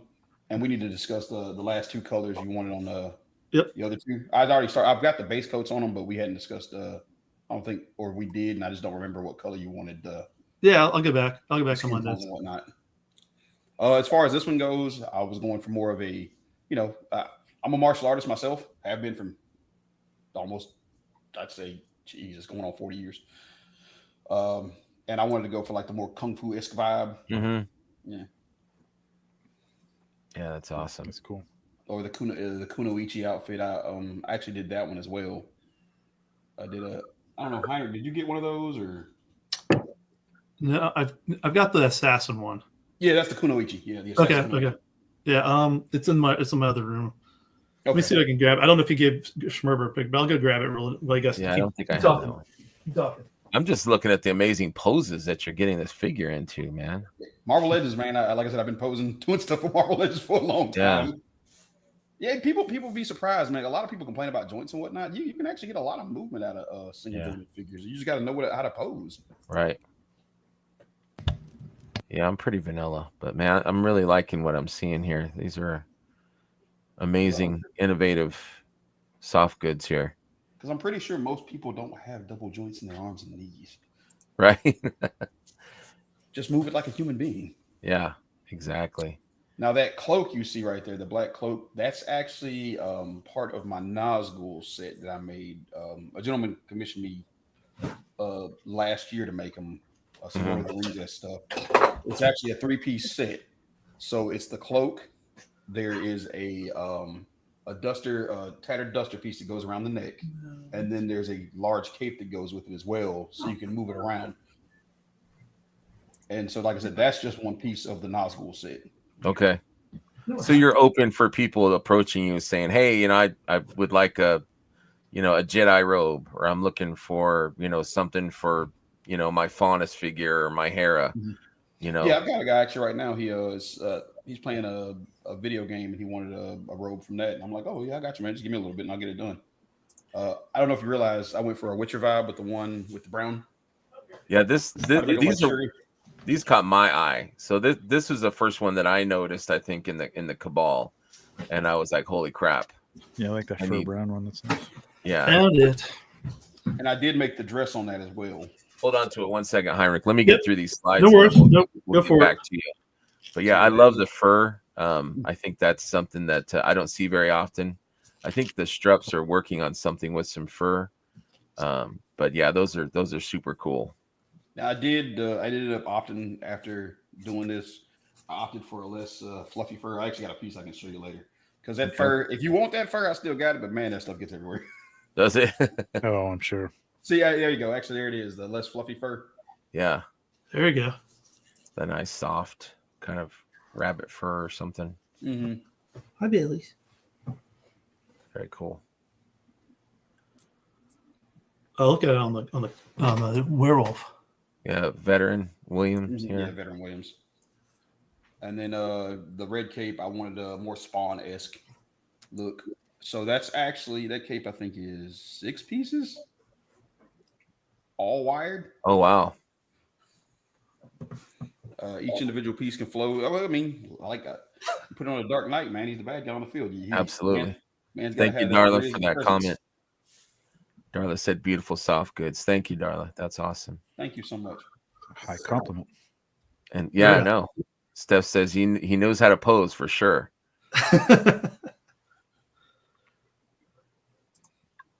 Yeah. Well, that's cool that you do soft goods for other lines as well, not just Mythics. That's pretty cool. No, I mean there's a market everywhere, man. Absolutely. And I mostly do what I like. So if I like the series, it's getting some soft goods done. Right. Yeah, because you're making what you think would look cool. Mm-hmm. Did you answer this already, Keon? I stepped away. Like how did you just self-taught in terms of the sewing and yeah. Area and opportunity, man. Like I said, just sit down with a machine for hours on end and just kept rolling. Nice. I mean, it's great. They get YouTube now. You can learn pretty much anything you want, even if you don't know the ropes. But it takes time for this stuff. I watched a lot of a gentleman named like Cornelius Quiring. He does a lot of stuff. Learned a lot from him. I haven't heard of him. Yeah, well, he doesn't do toys. He does like another thing with mine. I was crazy, and instead of learning how to make like doll clothes and stuff like that, no, I learned how to make like actual jackets and clothing. So wow.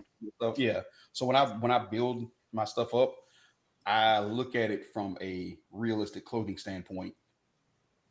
And that's why I get some of the looks I get is because I do make it like it was made for a person, just a really tiny person. And I think that's tough to make something that looks correct on a figure. You know, it used to be like back in the day, you know, the soft goods that look like just kind of big clothes on a little, you know, it just didn't look right. But I think these days people are using the right fabrics to really.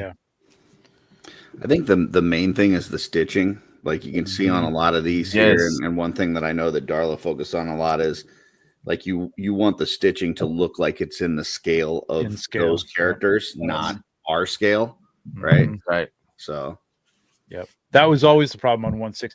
I am amazed at what people are doing at 1/12 now, like that Muff Toys Superman. Oh that man! Oh yeah! Oh yeah! That's one of the best pieces of clothing I've seen, and it rivals 1/6 stuff. And now the tiny like, buttons it's amazing, and the tie. You know what I mean? Yeah. Just the detail. stitching, though, as Curtis said, like getting that scale right on stitching makes it look like not a toy. You know what I mean?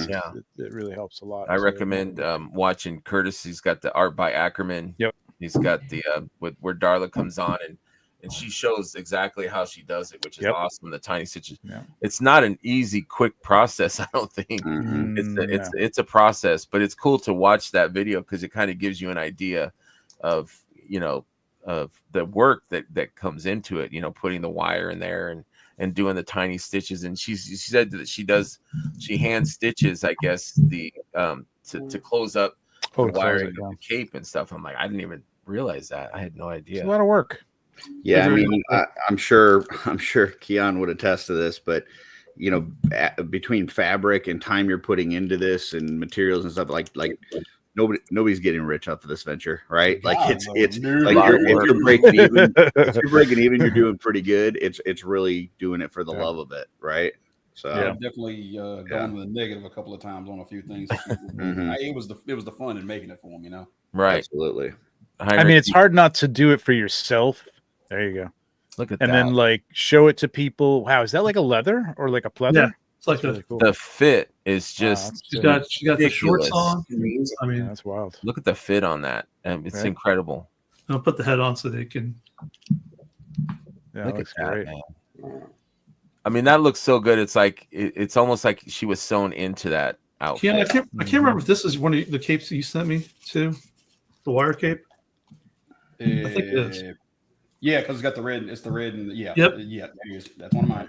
Wow. There you go. Yeah, that's. I mean, this cape is just absolutely fantastic with it, and it's got the nice clasp that you can see, so it just goes right around. You don't have to worry about anything attaching to it.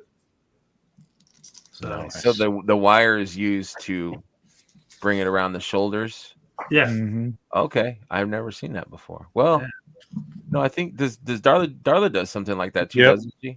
I think so. Yeah, I was gonna say I know my my Averona, the cape that she did, it's beautiful, but it does have it closes around. Yeah, that's freaking amazing. On one of my elves. Amazing work. Yeah, it's gorgeous. I love it. And I mean, Keon, you're knocking out of the park, man. So it's phenomenal. So Elijah wants to know if you're gonna make a cape for the dragon. So he was the first customer. Give me some measurements. I'll do whatever you ask. What is it? Winston said, "Look, if there's a steady paycheck in it, I'll believe whatever you want." I think a nice scarf or an ascot would be really. Oh, for sure, an ascot for sure. Hey Jeff, good morning. Good morning. I did bring hey a few Jeff. items. If you, whenever y'all want me to, I got a few items that I'd like to show off. And I know me and you. Yeah, if you want, show them. Let's see what you got, man. Well, I know also me and you talked about possibly doing a giveaway for somebody. Yes. Ooh. I don't have the I've never done the giveaway thing before. So what I might do is it's pretty easy. I can walk you through it if you want. Okay, we can do that. That sounds good.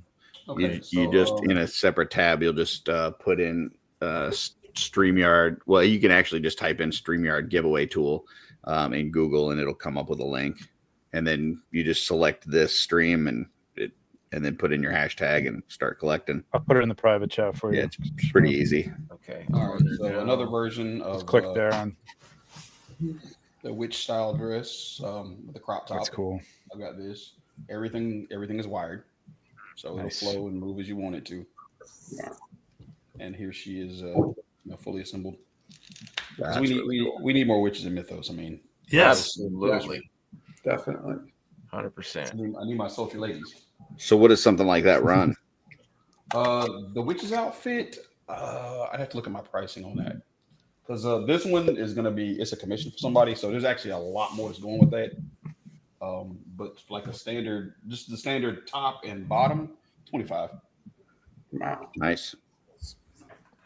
Yeah. Well, I'll say like I've never interacted with you personally, but I've heard your name a ton, and mostly from Joseph Martinez. Like that dude, anytime that he's in Legion's chat or Customizing Studio, and somebody asks about a soft good, he's like Joseph, Connor, and Keon, go get them. Well, that feels good. Yeah. So am I in the right thing here? Yep. Then you just have to put in a hashtag. Okay, let's do hashtag Keon. Is that okay, There you Keon? go. Sure, why not? And then do I do start collecting comments? Mhm. Yep. That's it. Okay, so hashtag Keon. And And then let's you see how should it see goes. it start going up once people start putting it in. Now, as far as what we'll be giving away today, like I said, I showed off the Dragonic Fang set that I'm working with. Here. And what it's then you can just There we go. Ooh. And so in the pictures, I didn't get to show you the back of it. So, and like I said, it's Anything wired with all the way around. knights. Oh, I love that green, dude. Oh man, I'm putting Well, myself man, in so the. I've been seeing that dragon, and I'm just like, oh my god, I need to make something for dragons. I'm entering myself. I need one of those. Now, I'm entered twice. I have Rigged. I have a prototype tape I had made for this, and I really didn't like it. I mean, I can show you guys. I can go get it real quick, but it wasn't exactly my favorite cape of mine that I made, so I kind of just set it to the wayside. Sure, if you want to But show it off. we're Okay, here I'll for go it. grab it real quick. Give me just Okay. a second. Got a quick thing I could show you, Sure. Shmur, if you want to bring me up here. One sec. Here you go. Here you go. Here you go. Wait a minute. Oh. I don't. This is all I'm going to show you because I don't know if I'm supposed to show any of this. I mean, you've already seen it, but like, Yeah. you know, Man, I'll ask for forgiveness later. absolutely. It's Shmur birthday. Forgive him for everything. Yeah, tell him Schmerber sent you. Yeah, Shmur talked They'll me be like, into it. who? But it's cool, man. I mean, look at Oh, that. man. I just think it's That funny transition. It's wild. I think it's funny that Neil did that Ghost Rider, and then like a week later we get that. I know. Right? Like, sometimes you just gotta wait, dude. You just gotta wait. Right? Yeah, but I'll be honest. Like, I know they probably wouldn't do it that way necessarily, but I like the way he did it. I like the paint. I think. Oh yeah, he painted it like a miniature, like, and the flame effect on that thing is incredible, man. It's really, really nice. Absolutely. Let's do a For sure. I'd still buy it. Oh yeah, Oh, for sure. I'm sure it's already sold 3 times over. So Yeah, probably. One was a commission, and I know he said he was going to do another one. So yeah, probably got PMs right away. All right, so I've got the prototype cape on there ready to show. All right. Let's see what you got here.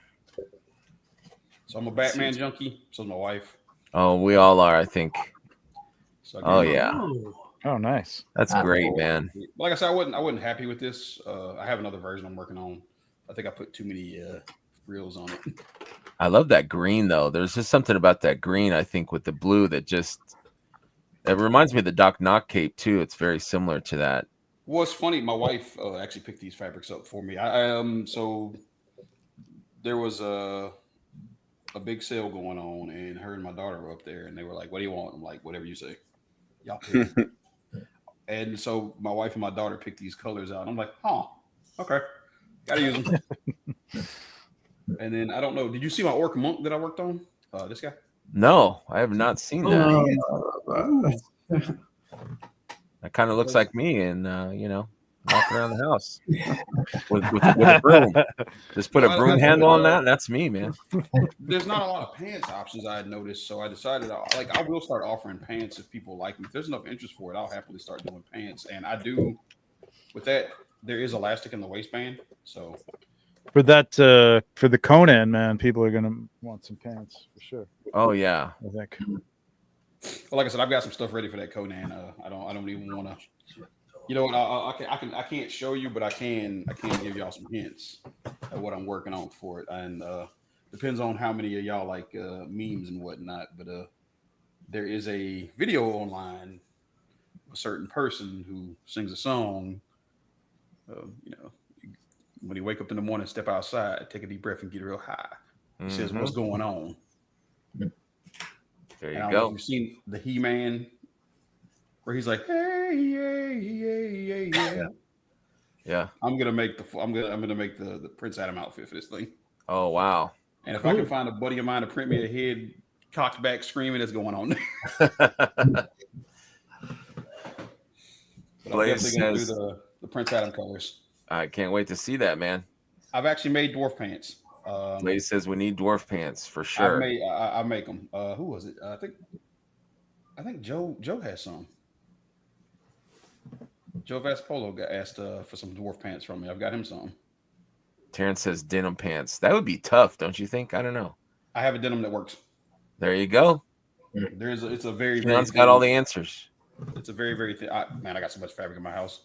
I have a whole section of my house. It's nothing but fabrics. When I said I went on a spree, I went to the stores and I started just want this.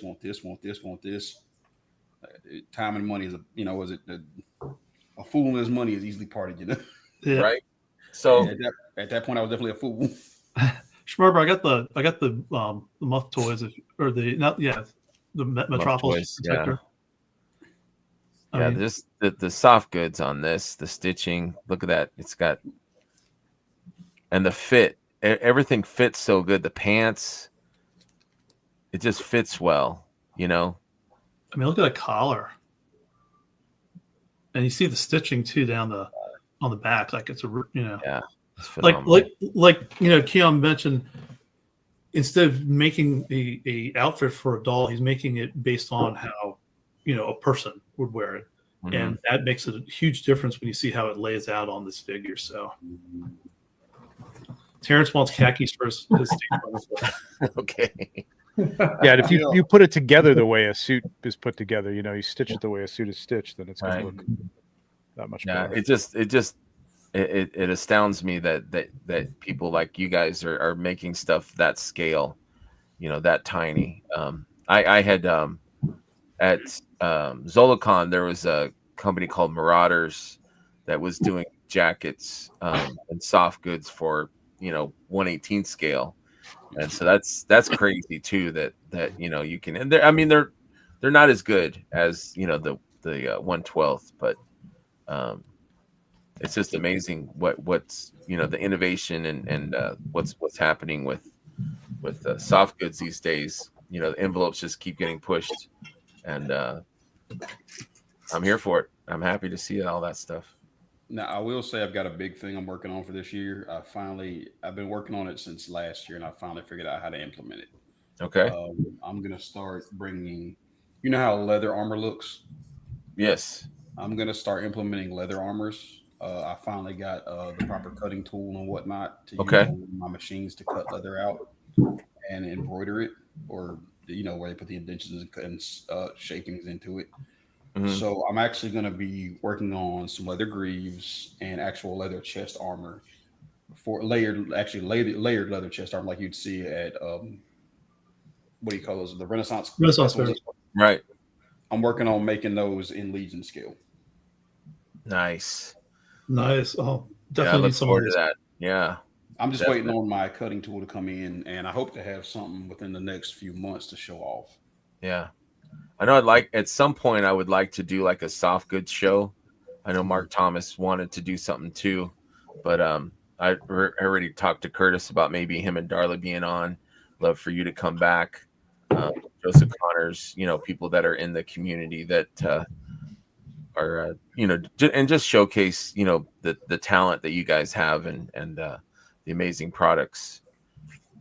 And also I wanted to use this moment to tell Curtis to Darla that I definitely want the Barodak and the Sir Ukchik at MuskyCon, and she got a bunch of them ready to go. So she got those two. She got a couple dwarf capes, and a really small amount of kind of a special cape for Thalen, if anybody's interested. So right here, it's like super small amount. Right here. So huge Thalen fan, big Thalen fan.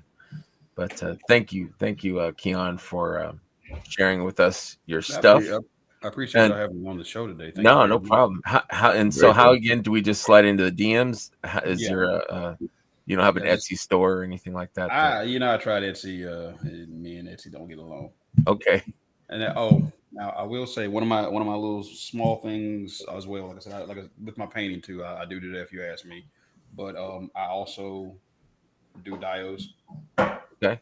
But I've shrunk that down to individual pieces. So if you want like an individual base, Smart. I think I might have. Hold on, give me just like 2 seconds. Sure. Shmup, I'm going to step away. Yeah, I got some work to do. you're fine, man. a lot of work. It's a long running show, so I appreciate you being here I'll for a keep bit. listening. Yeah, It's good to see you guys. And, Great seeing you, Trevor. I'm sure I'll see you very soon again online somewhere. Yeah, Trevor, I'll be hitting you up this person week, in the man. chat. Oh yeah, we got to do it at that. Okay, Yeah. yeah, All right, for sure. Take care. Thank you, man. Yeah, and take care. Okay, take care, man. Well, I'll be in touch, Keon. All right. See ya. Bye. Let's All see right, what you got, Keon. Here you go. Okay. Yeah, there you So go. If you want a diorama to set your stuff on, I do individual diodes. What's that made out of? This is cork foam Okay.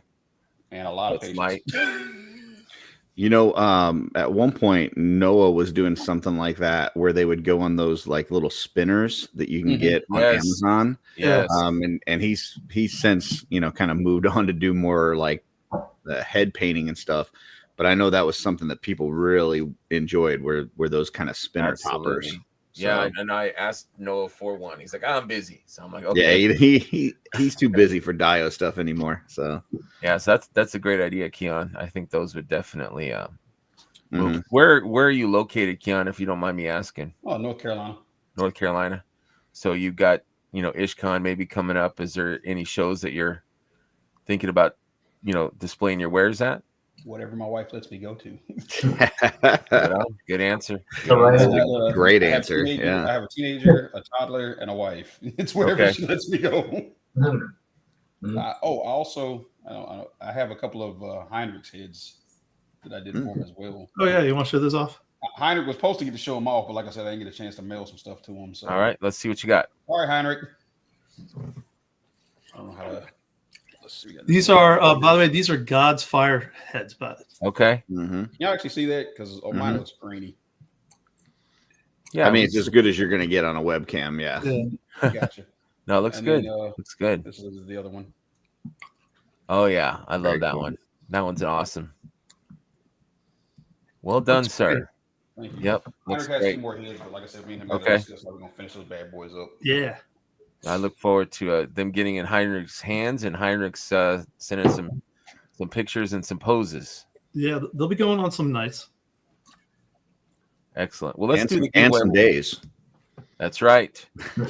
We've got 24 entries. I'll give you guys another minute or two, and then we will spin the wheel. My first giveaway. Terrence says, You'll want to share the tool again too before you spin it, Thank you.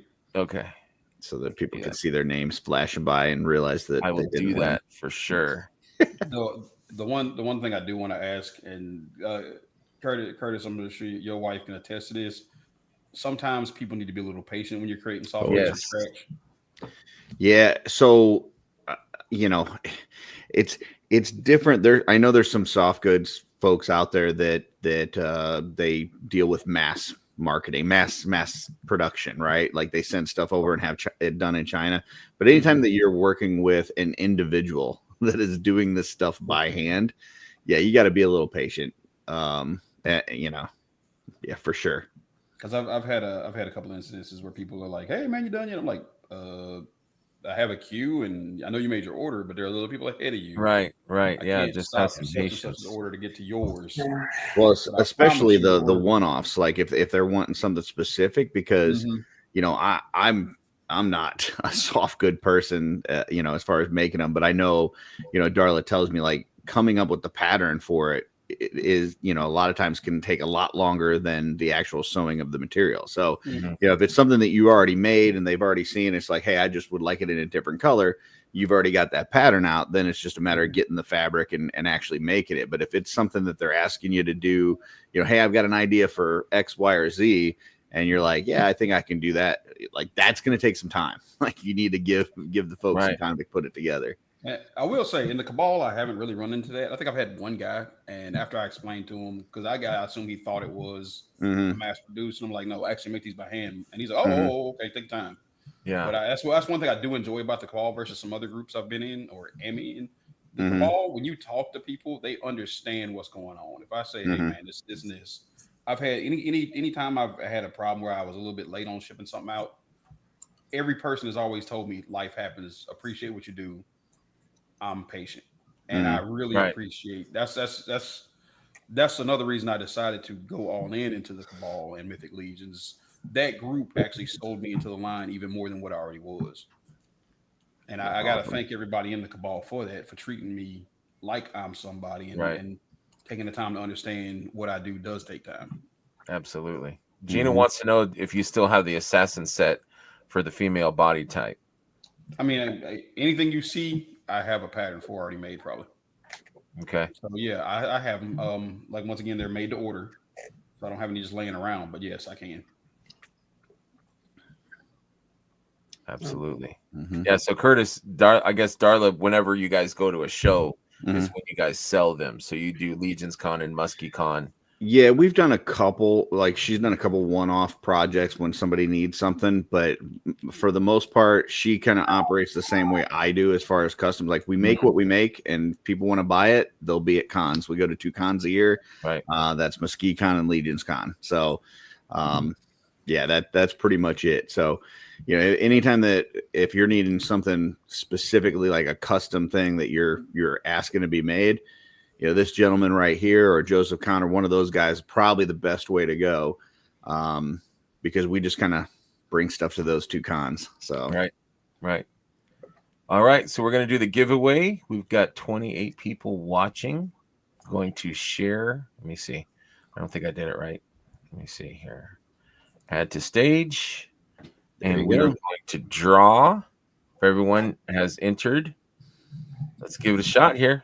Good luck, everybody. Thanks again, Keon, for donating this. Let's go.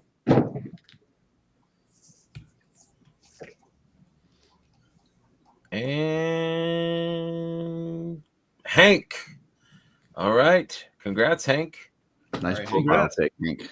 I guess either he can shoot you an address I need to ship to or message me on Facebook, and we'll get that bad boy out to you.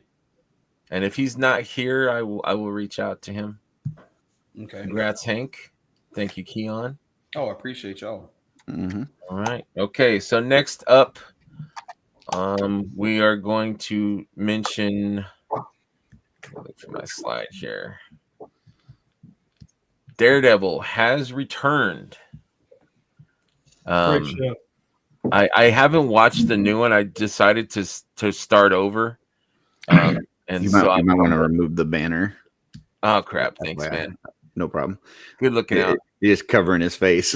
Oh, I'm sorry, Keon. It's got Keon. Covered the banner. I am hashtag.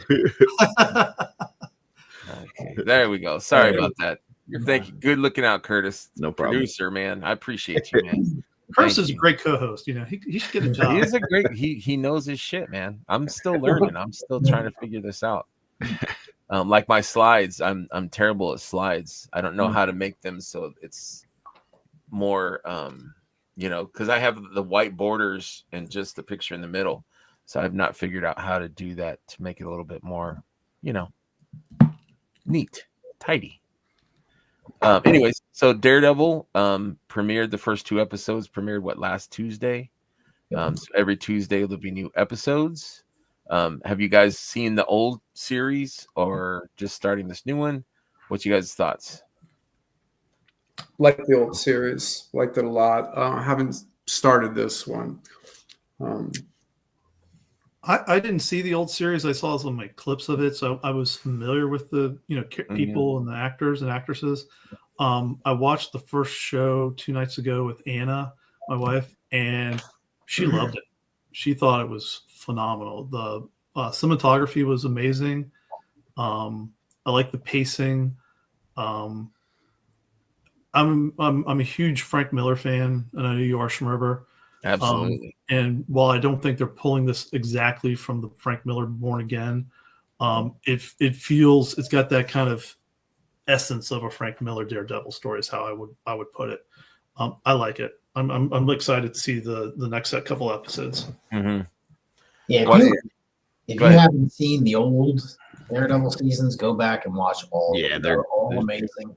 Watch phenomenal. Punisher. This 2 seasons of the Punisher are amazing, and this kind of just goes right into it with the violence, the brutality. I won't give away the spoiler for episode 1, but there was a big event that happened a few minutes into episode 1. Yeah. Cool. Yeah. Not expecting at all, but it's really good. I think the Netflix Daredevil and Punisher, like Brian's talking about, like it was really well done on those series, and it was brutal. Like it wasn't like your kind of happy-go-lucky superhero kind of thing, right? Like it is the dark and dirty, gritty kind of stuff. And I was a little nervous, if I'm being honest, with this kind of going on to Disney. Yes, it would get a little bit watered down, a little bit not as gritty and violent. And man, was I wrong. I mean, without giving away anything, just through 2 episodes, like it is action packed. There is a lot of really great fight scenes. I mean, that's really what those Netflix series were known for. We're having like really awesome fight scenes that just blew you away. Yeah, and they kick you off with it right out of the bat, and it's going really well so far. Cool. Good. Yeah, I was hoping it would have kind of the same kind of tone. Mm-hmm. Same, not shy away from violence or adult themes just because it was Disney. And I think that they got that, My understanding is not only did they bring back the same actors and actresses and stuff, but they also brought back like the cinematographer that did the Netflix series. So it has all that same feel to it. It doesn't feel like a completely different series or like in a different version of the multiverse or any of that kind of stuff. Like these are the characters we know. This is the story that we know, and it's just a continuation. Yeah.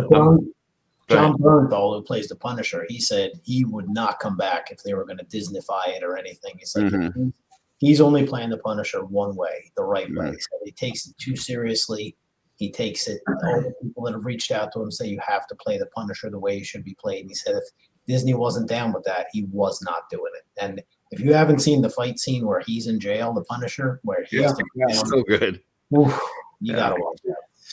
Like it's amazing. Like you have things where you just say like stairwell fight or hallway fight or prison fight. Like, and people that have seen those series know exactly what you're talking about because it's these fight scenes that they shoot like all in one stretch, right? So it's not broken up into a bunch of different shots that are spliced together. It's like typically done in one go, and man, it's just awesome. It's really cool. Yeah, you think how could they top that Daredevil fight scene, that first sterile scene? How could they top that? And then you watch Punisher and you go, "Oh yeah, they did." Yeah, it's going like that. So yeah, that's good news, Brian. I'm glad to hear that the new series. I'm glad to hear that. The old series is still damn good. I'm watching it now, and it's got courtroom drama. It's got mobs, it's got superhero, it's got everything, and it's just written so well. The acting is great. It's phenomenal. And it's your kind of local kind of hero vibe. It's not like the end of the world cosmic. I'm fighting something that's going to destroy the planet, right? It's like your street level crime stuff that you're dealing with. Like it so it has a little bit of realism to it. So absolutely. Yeah. Well, it fits better in the TV and the episodic than being in a movie and being in the big screen. You feel closer into it, kind of like the big screen dramas. Relatable. Well, and you get to see more of that character development and all that kind of stuff, right? Because you're not having to squeeze it into a 2-hour window. Right. Yeah. How many episodes is it going to be? Do you guys know? I think it's 8 or 9 this season, but they're already filming another season. Okay, yeah. No, I think that when they try to stretch it out too far, it feels thin. But I think 9 is okay. The next season called Daredevil Born Again. Born one more time. No, they've got more. There's more. There's plenty of titles for gotcha. over there. So I wanted to say, Terrence, why are you poking at Curtis? I love Frank Miller's writing. I just think his art is absolute dog shit. So hot take. Hot take. Savage. It used to be better. It used to be better. Yeah, I think with the Dark Knight Returns, you know, he kind of shared it with what was the other guy's name? I forget now. Klaus Janson. Yeah, Klaus. So they kind of shared, you know, the different panels and stuff, and it kind of made it a little bit. I don't know. Frank Miller. I love his one shot pictures, like his drawings. You know, Batman flying through the air or something. I think are awesome. But I think he's not interested in doing a comic where he's got to do just the regular crap of, you know, Punisher drinking a thing of water or something. Like I think he would rather do the big, you know, drawings of not just the that's just I just think his proportions are not to my liking. So for those that love it, hey, that's great. More power to you. Love you. It's just not for me. So That's my favorite is Michael Turner. I loved Michael Turner's art. Died way too early. But some people, you know, are like his proportions are different too, right? They're very elongated and they're not realistic. But I love it. So it's just whatever aesthetic you're used to or like. You like what you like, man. Yeah. Yep. Nothing wrong with that. Blaze Bear, blasphemy, Curtis. Miller's art has definitely declined since the old days. But back to the Daredevil, the Vincent D'Onofrio, the Kingpin, like he's not. Oh yeah. Huge. You can't make Kingpin as big as he is in the comics, obviously, but he makes you feel like he's big, right. He Just acts big, just powerful. He has a presence about him for sure. Yeah. Yeah, because he's Like- kind of a skinny guy now. He's like- not a big, He lost a little weight. Yeah, but it's like he walks into a room and you're just like, oh shit, right. like something's about to go down, you know? Yeah. He plays that quiet rage very well. Oh yeah. This guy who just looks like he's just trying to control it, but just wants to rip you apart all the time. Mhm. Yeah, it's he's. And if you haven't seen Echo, he's really great in the Echo series he too. is. You mentioned that it is. And there's I thought a he was scene, really if you haven't seen, like back in, I think it was season 2 or whatever, someone Kingpin and somebody and a car door. I'll just leave it at that. Oh man. Yeah. But I agree about Echo. If you haven't seen Echo, go back and watch it. I mean, even just for Kingpin, it's worth checking out. Definitely. Yeah. I thought Hawkeye was pretty good too, actually. Oh, I love Hawkeye. Yeah. I like Hawkeye a lot. I thought it was pretty strong. I watch it every year at Christmas time. It's one of my Christmas things I gotta watch. Yeah. But Kingpin was great in that. D'Onofrio was also really good in that too, I thought. Yeah. Yelena, I thought Yelena was great in there. I love her. Yeah. I can't wait for that.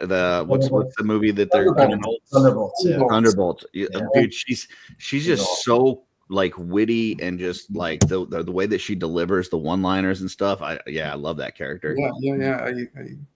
Florence Pugh. Yeah. Mhm. She's Definitely a fan. Definitely a fan. Me too. And like her playing off of Harbor too, like the two of them together, like it's gold, man. Yeah. They seem like they're actually family the way they act. Yeah.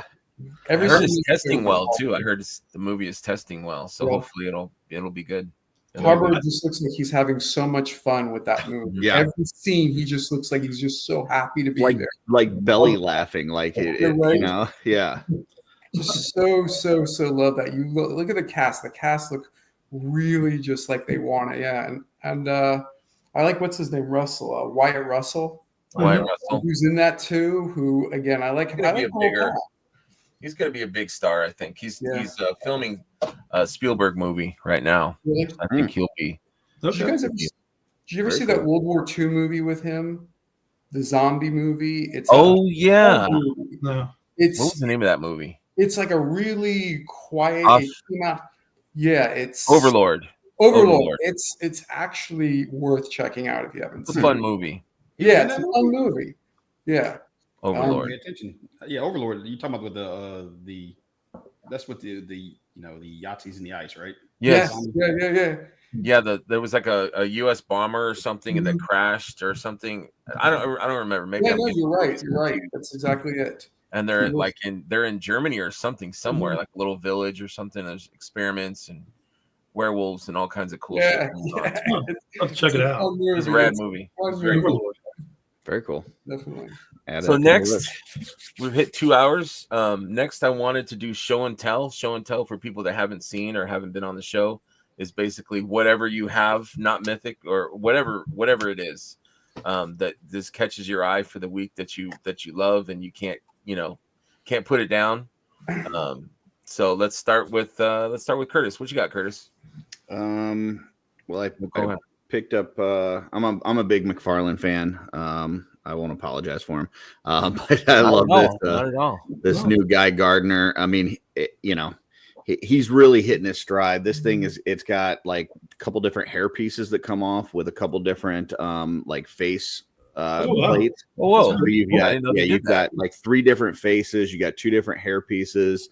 Like these things are just, he's really doing some cool stuff right now. And then he's got the wired soft goods that he started adding. Right. That Dr. Fate, me and you, man, I want that. Dr. Fate looks so good. That is my thing that I'm most excited about this year, man. I'm hyped for that figure. I sent you guys the link about that too on the chat. So yeah. It looks cool. And then I did get I opened my Barbarian, which I mean you guys have seen this a million times, but man, this thing. Can we put that hair on the Guy Gardner? And I don't think it's going to look very good. I did put it on my little monk here that I've got. My little here. Whatever you call it. Yeah, what's this? Oh yeah, there you go. Rick James grow hair overnight. Yeah, but yeah, just a great figure. I love that they made it like grimy and yes, he doesn't look clean. He looks like he's been out in the wilderness. He's gotten into some shit, like so yeah. You mentioned that last night was a purple gang, and I didn't really think about it until you said it about the grime. Mm-hmm. Yeah, he's not a clean, he's been through it. He's been through he's seen some action. He's got a lot of depth in his face too, a lot of shading and highlights and stuff. Like it's just really well done. That head sculpt is just, man. I do have one more thing, but it's I think you've got like a custom section coming up. I've got a pop and swap I'd like to show off. Okay, but, that's it for this. Okay, Brian, you're up, buddy. What you got? Well, diving deep into Necro, obviously opening all that stuff. I have a top four list. Every one of them is amazing, but it could be blasphemy for some people. But at number 4, I got this guy. He's awesome. He is a ton of fun.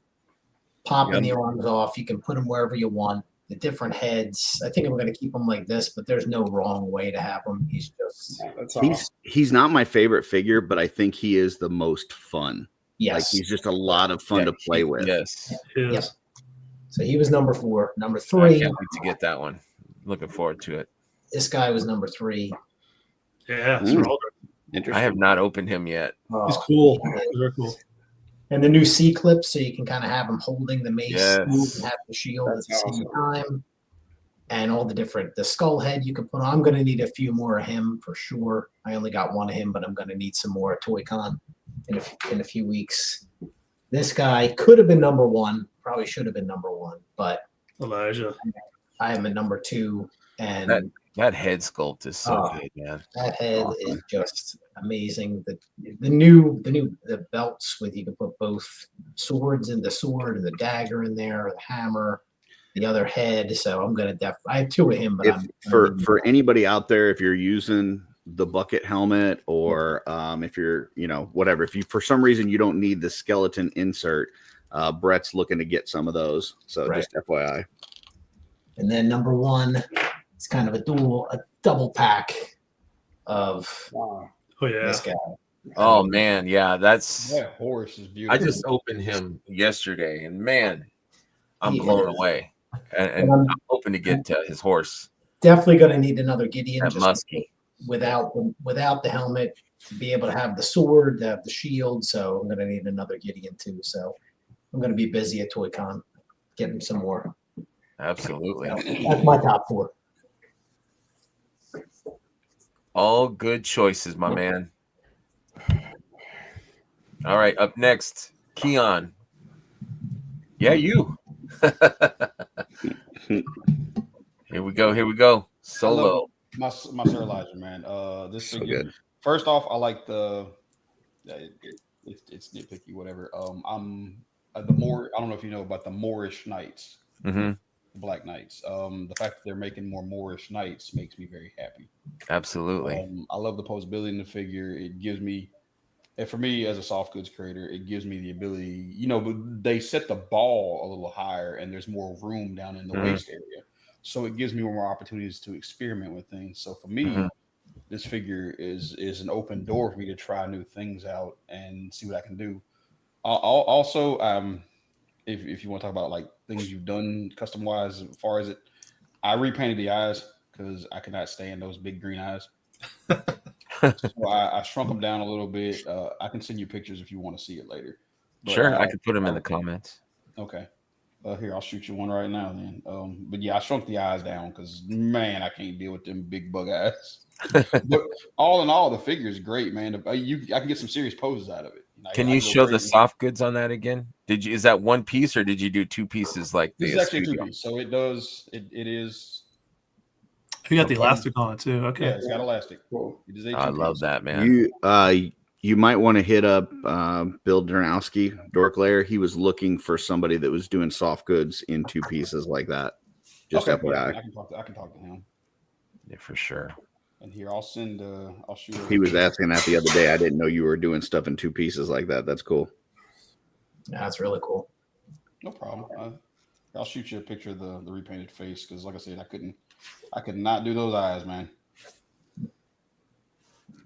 Schlock Dog says I kit bashed a Moorish barbarian yesterday. He's killer. Nice. And he says that blue just pops. Yeah, I love that blue. That blue is phenomenal. Good color choice. Did you show off the red version of the dragonic fang? Because I did a burgundy version of it too. I didn't get to it. Let me see. I have the slide here. Just in case people want. And with that, I will be offering other colors. Was it that one? Yeah, that's it. I didn't have the insignia on it yet. Yeah, I love these. What are you asking for these, Keon? That for the night. I had a price set on that. I believe that is without the cape is 35. With the cape is 56. Okay. It is three pieces, and there will be an insignia on it. Like I said, I hadn't put the insignia on that one yet. Yeah, I do love that color too. Yeah, Andy's saying he loves that color. I do too. I think that color is phenomenal. And if y'all have any color suggestions, y'all can feel free to shoot them towards me. If there's a color you're looking for, because like I said, this is what I had on hand. I had designed the pattern, and I was like, this is what I had on hand. So I was like, okay. But if y'all want it in black, let me know. If y'all want it, I can even do two-tone. Split down the middle, one color. Wow. I would say, something that we found as Darla's been working on soft goods is there's certain color palettes within Mythos, like black and purple works really well for anybody that's trying to make vampires, or gold and red works really well for anybody in Laodicea. So anytime that you can kind of get some of those colors in there, it immediately, like when somebody sees the soft goods, they go, I know what I'm using that for. So, right. Only reason I was worried about doing stuff like that because I didn't want to get in trouble with Four Horsemen. So, as long as you don't use their logos, you're good. If you use like the faction logos and stuff, that's a problem. But colors have at it. Yeah. Okay. All right. Up next, we've got Chris for show and tell. I don't mean to be redundant, but no, you're fine. There we go. It's worth it. It's such an awesome figure, and it's funny because you were saying about it being like a dirt. I took like tones as being worn, like this is a guy who's been in the sun, who's used much sunscreen, and like his skin is like cracky and leathery. I cannot say how much I love this figure. I keep moving it around, but I'm with you. I love this figure.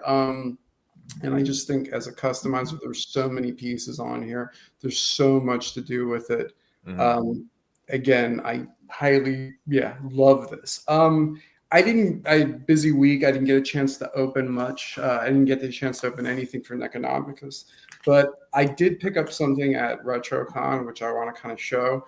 It's not Legion, but that's okay. It's from a guy from Psychedelic Safari. It is Unpleasant Brandino.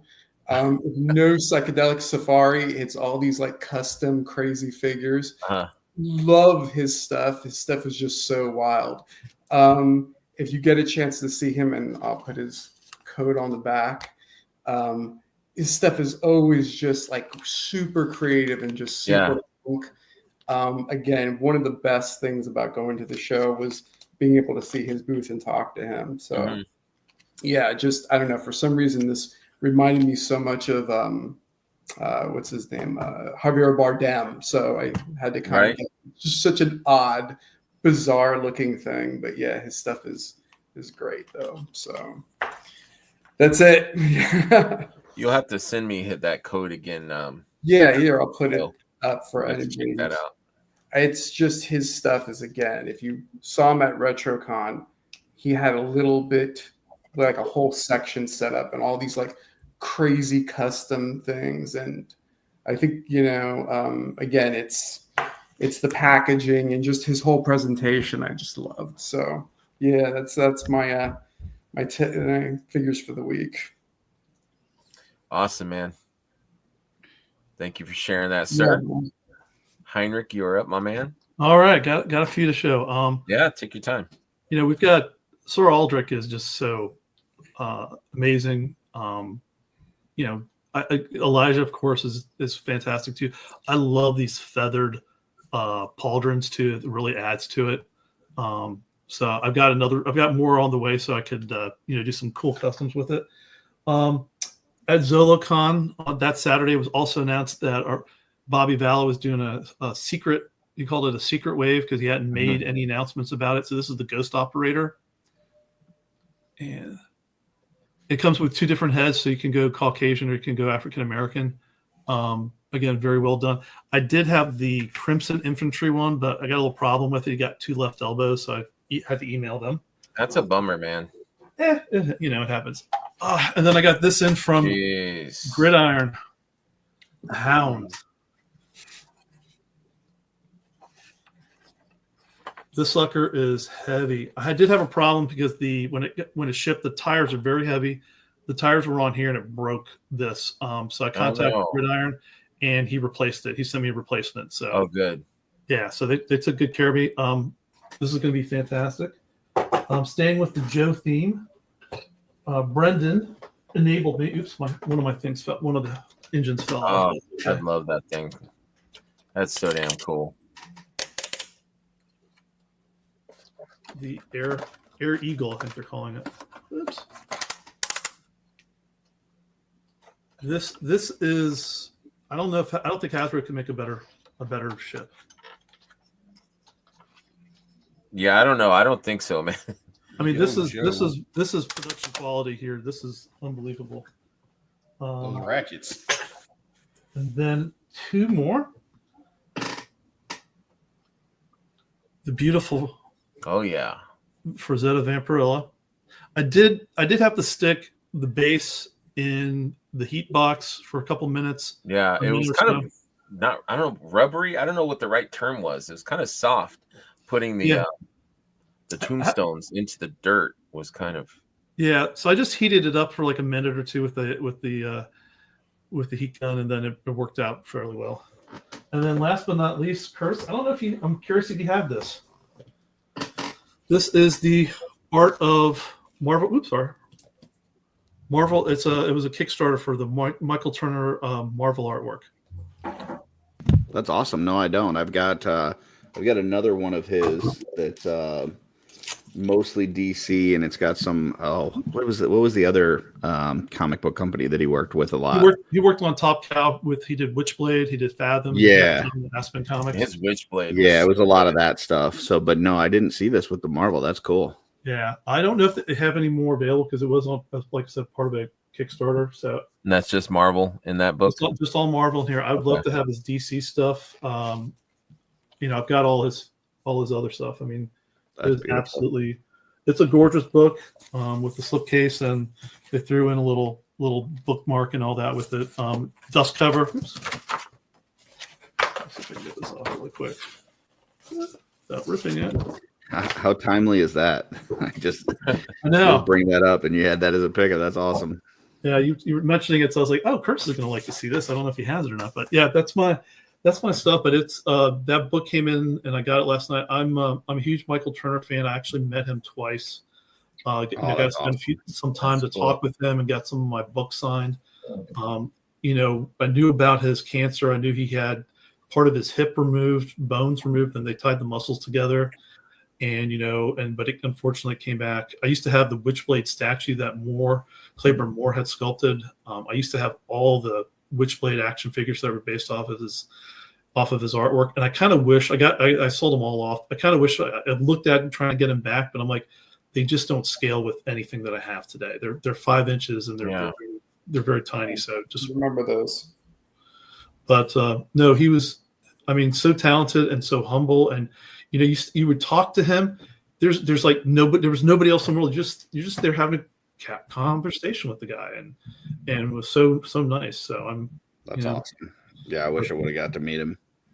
Absolutely. He was one of a kind, and I remember when he did his first published work for Top Cow was a filler issue for Codename Strike Force. And I was like, I was getting all the series for Image, and I was looking, I'm like, oh my God, who is this? And I looked at Michael Turner. Okay.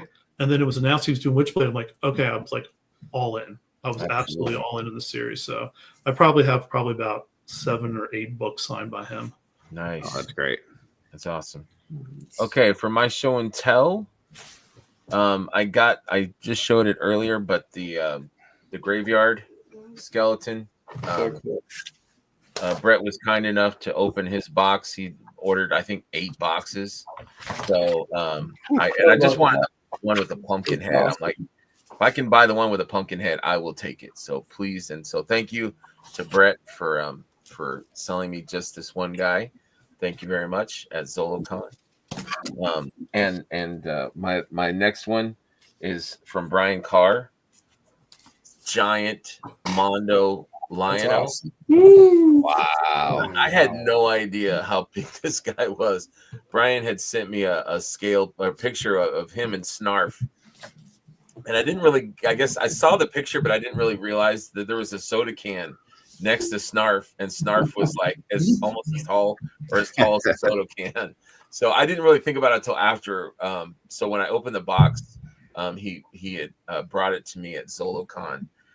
Thank you, Brian, very much for the great deal on this amazing figure.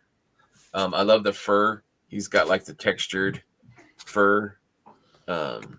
His boots, he's got some green on there, which I think are cool. The details are so great. Yeah. Wow, that textured fur is so awesome. Yeah. Mm-hmm. That is just, I love that. Yeah, it's amazing. And I keep looking at him. All week I was just like, man, this figure is so damn cool. I'm so glad that I was never like a huge Thundercat fan, because I'd have to be all in on this. Mm-hmm. They're doing a great job. Yeah, definitely. If they ever get to Silverhawks, I'm done. Oh, I know, man. I'm in trouble. That'd be a lot of money right there. Yeah, absolutely. That's why I love and hate Mondos, because I don't get 1/6 figures until they did Motu. And now when they started Motu, I have to get every one of them. I just have to. I don't want to, but I have to. Mm-hmm. Remember, did you open up your Mazinger yet? No, I'm looking at it right now. It's too big. I gotta find a spot for it. I did get it's 2 foot tall. I can't even get. Was this the like a reproduction one that they did from the one in the 70s? Yes. Yeah. I think it's modernized a little bit. I got Rocky. Let me grab it. The box, it's just massive. But it's you had me at Mazinger. Yeah. Yeah, I'm a huge Mazinger. I always wanted the Shogun Warriors. Me too. Got figures everywhere. That's a collector's life, right? That's right. Figures everywhere. So I went to San Diego Comic-Con back in, I did 96 and 99. And when I was there in 99, I had a lot more money to spend. And look, there you go.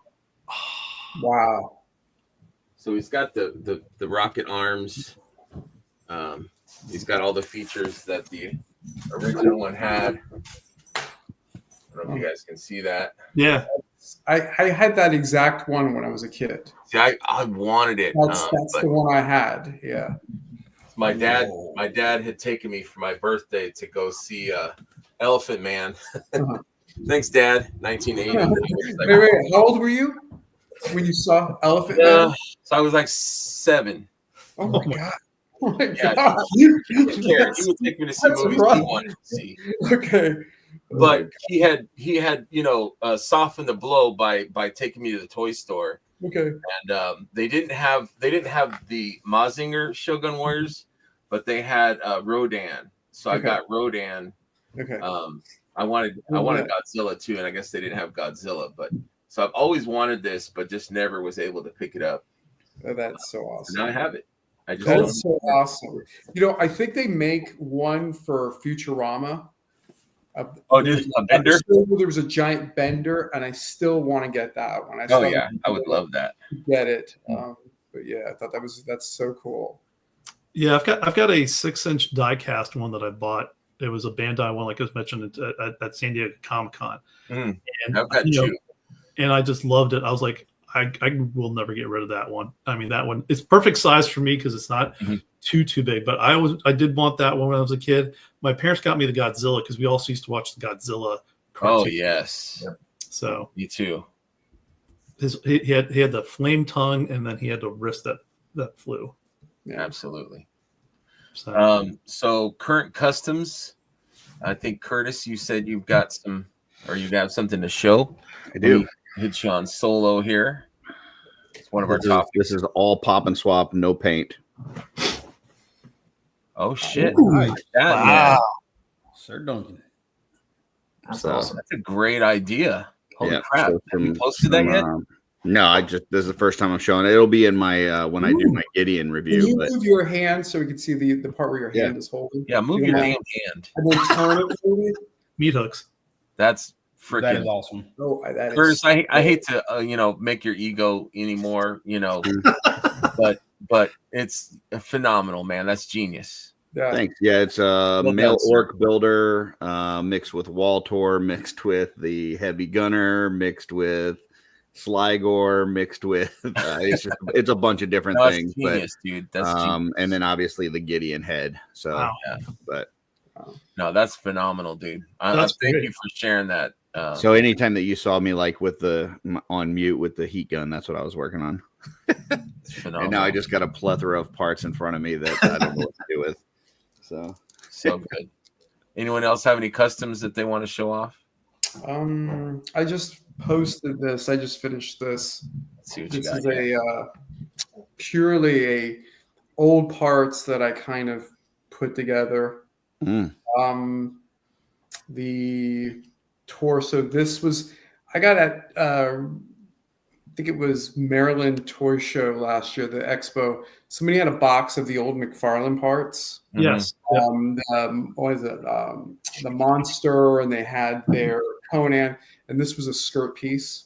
Let me pull it back. So this was a skirt piece, and these were all just random parts that I had that I don't know. I can't leave like parts by themselves. I got to do something with them. And then the skull, the head is I think the church is Hallstatt in Austria with the painted skulls because they run out of grave spots. So again, this is purely just old parts, just random. The arms or scaphoid arms, the armor, the chest. I want to say it's the orc builder. Okay. And the legs and the feet, the shins and the feet are Dubon. Nice. And then I don't know who is the pauldrons, and I don't know who the sword is. I know the axe is from McFarlane. So okay. The hands are from the skeleton builder. So just got this one done. That's excellent. Kit bash. Purely just parts. So yeah. Yeah, that's so good, dude. Well done, sir. Yeah, working on bricks too. So. There you go. Yeah. Very good. I want to do a shout out to my man Terrence. That's a whole nother topic that we don't really have time for, but thank you, Terrence, for going to ZoloCon, you and Gina, and picking up stuff for friends. So I just wanted to do a shout out to him. Appreciate you, man. They are both of them are just such awesome people. I mean, honestly, like hanging out with them and seeing them at Zolo was wonderful, and they really did go above and beyond to make sure everybody got the figure that they did. You know, that Absolutely. everybody wanted. You too, Greg. You were really working to get those figures for everybody. So I Yes, really Greg. appreciate that. I do what I don't mind helping friends, man. Absolutely. Also wanted to shout out a new show premiering, The Tribe, which is AWOC. We've got our own Brian Carr is going to be on there. Who else are the members on that? It's you, it's Jeff, Mark, Jeff, Andy, Terrence. Okay. Yeah, I think that's is that all it's going to be on? I think. And that starts in a couple hours, right? 1 o'clock. 1 o'clock. You better eat a sandwich or something before in between this show and that show. You gotta make sure I walk the dog in between. Hydrate, walk the dog. That's right. I'm in trouble. Jamie discovered AWOC at oh man! Now she bought one, and now she's like, "Oh, there's more cats." So yeah, I'm in trouble. Thank you, Jeff. Also, Rob Zamora. We forgot poor Rob. Rob. Yeah, Rob. Don't forget Rob. Can't forget Rob. But yeah, that's going to be a fun show for people that are interested in AWOC. Please check that out on their YouTube channel. I think it's through Mark's Saturday Morning Toy Collector. Yes. So do a search of that or subscribe to that. Check it out and see these guys on their AWOC show. 1 p.m. today. Absolutely. So last, if anyone has any shout outs or want to bring recognition to anybody, now's your chance. Go ahead. Heinrich, put it up first. Go ahead, Heinrich and Curtis. Hold on, Curtis. This is not your show, man. You gotta wait your turn, Curtis. God damn. I was just disappointed in myself that I didn't beat Heinrich to the punch. No, I want to give a quick shout out to Len at Wolf King Customs, Jordan and the group at Jay's Toys and Games, Horsehead Toys, and Matt at Nerdzoic. As retailers, they were getting the Necronominus wave out because I bought a couple from each of them. They all ship, great. I mean, I know everybody had shows to prepare for and all that stuff. So really appreciate their efforts. And with Wolf King, you get those extra parts, which are fantastic. Kiana may have some stuff for you to paint up and, some cool stuff there. I'll shoot you some DMs, but no, they're fantastic. Everything came packed pristine. Heated everything up that I've opened so far. And it's a great wave. I think it's a phenomenal wave. So hats off to the Four Horsemen for a phenomenal wave. Absolutely. Go ahead, Curtis. Your turn, buddy. I don't even want to do it now. No, you had mentioned Saturday Morning Toy Collector. I don't know if many people know this, but there's also a different show that's on that channel. It's on Saturday mornings. It is the best show on YouTube, and that is not an opinion, that is a fact. It's called Double Jointed. It's Mark, and then he carries some other guy throughout the show, rotating hosts. Schmerber and Mark, and they do a great job, and I love it. It's so much fun. Make sure you set your alarms. It's new time. They changed the time recently. It's 11 p.m. or 11 a.m. Eastern now. But great show. Fun show. Double Jointed. Don't go to Saturday Morning Toy Collector though. Don't do like me. For a lot of weeks I was missing it because I was looking up Double Jointed, and it was just a bunch of contortionists. It was some chiropractors. It was like all kinds of other stuff. You got to look up Saturday Morning Toy Collector and check it out. So absolutely, thank you. And as their unofficial executive producer and guest I'll tell you, thank you. Appreciate the shout out, Curtis. We've got some great guests. We got to make some arrangements and times. But as Schmerber had mentioned, we're going to have Mark from Gridiron at some point, and also possibly Matt from Nerdzoic on there. So it's going to be we got some great guests, and it's going to be fun. And you never know when Lance is going to pop back in. You never know when Lance is going to be there. That guy's a hack. No, I think he did pretty good. He did pretty good. He's a fledgling. He's just starting out. I think he's new to the scene, but I think Lance did an okay job. He did all right. I mean, he I think the thing that carried that episode with Lance was the Schmerber with the pigtails. Like that was. I lost that slide, so I don't know where that is. So. Curtis has it. I could come up with it real quick. I'm sure he could. Yeah. We're trying to let that die a little bit. No, it's gonna be for the New to Mythics T-shirt for Legion's Con. Absolutely. So the last thing is cons people are attending here. So we've done a few. I've blocked out a few that have happened already. So we'll just go down the list. Curtis, where will you be attending any shows? MuskeeCon, a couple weeks. You got the Mythic meetup happens on the 21st, and then the show is on the 22nd, and then after that I'll be at Legion's Con. So you'll be there Friday and Saturday. I'm actually coming in on Wednesday, so I will be there from Wednesday through Sunday. Well, I look forward to seeing you, man. I need there for some hugs. There you go. Hugs and capes. Mm-hmm. Brian, how about you, buddy? I'll definitely be at ToyCon, New Jersey. There's one in April, and then there's another one in September, so I'll be at the April one. Maybe Lehigh Valley show, depending on when my son's graduating college. That might interfere with that. Then the RetroCon, I don't know, is that up there? RetroCon's in September, I think. And Legion's Con, of course. Yeah, I wish the dates were on there. I don't see any dates. Yeah. Yep. How about you, Brother Heinrich?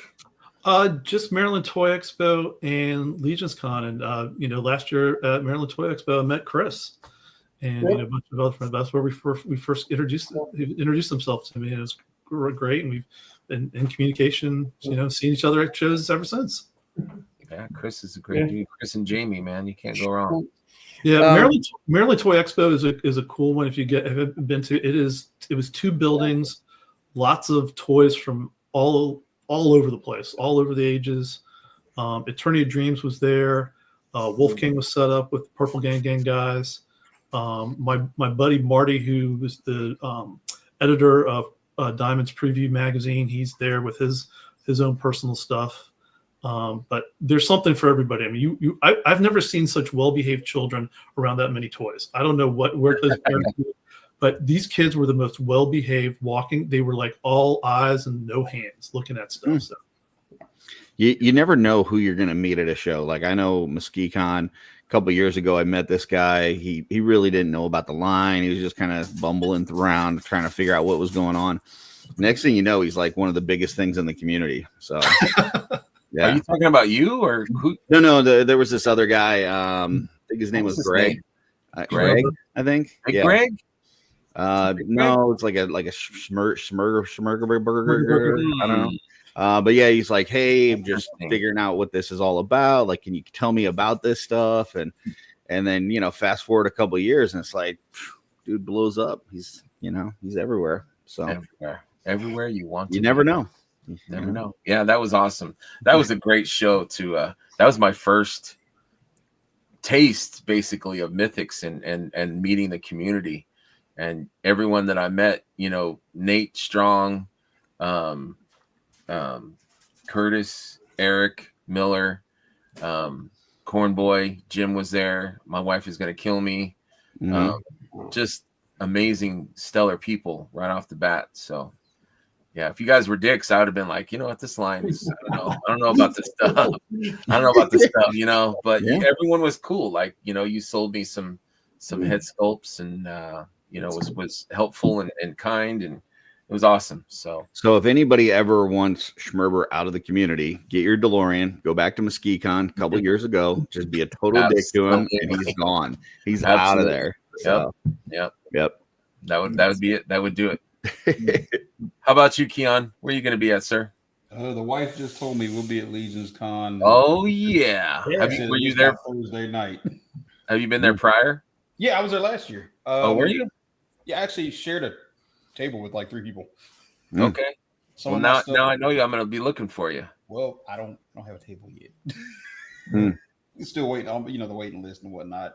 Absolutely. But if anybody wants to throw me over there, I'll happily cram space with somebody. That's what I'm doing at MuskyCon. Me and Dakin are sharing a table. You and who? Dakin. You know Dakin? Yeah. I didn't know he was going to be there, but that's cool.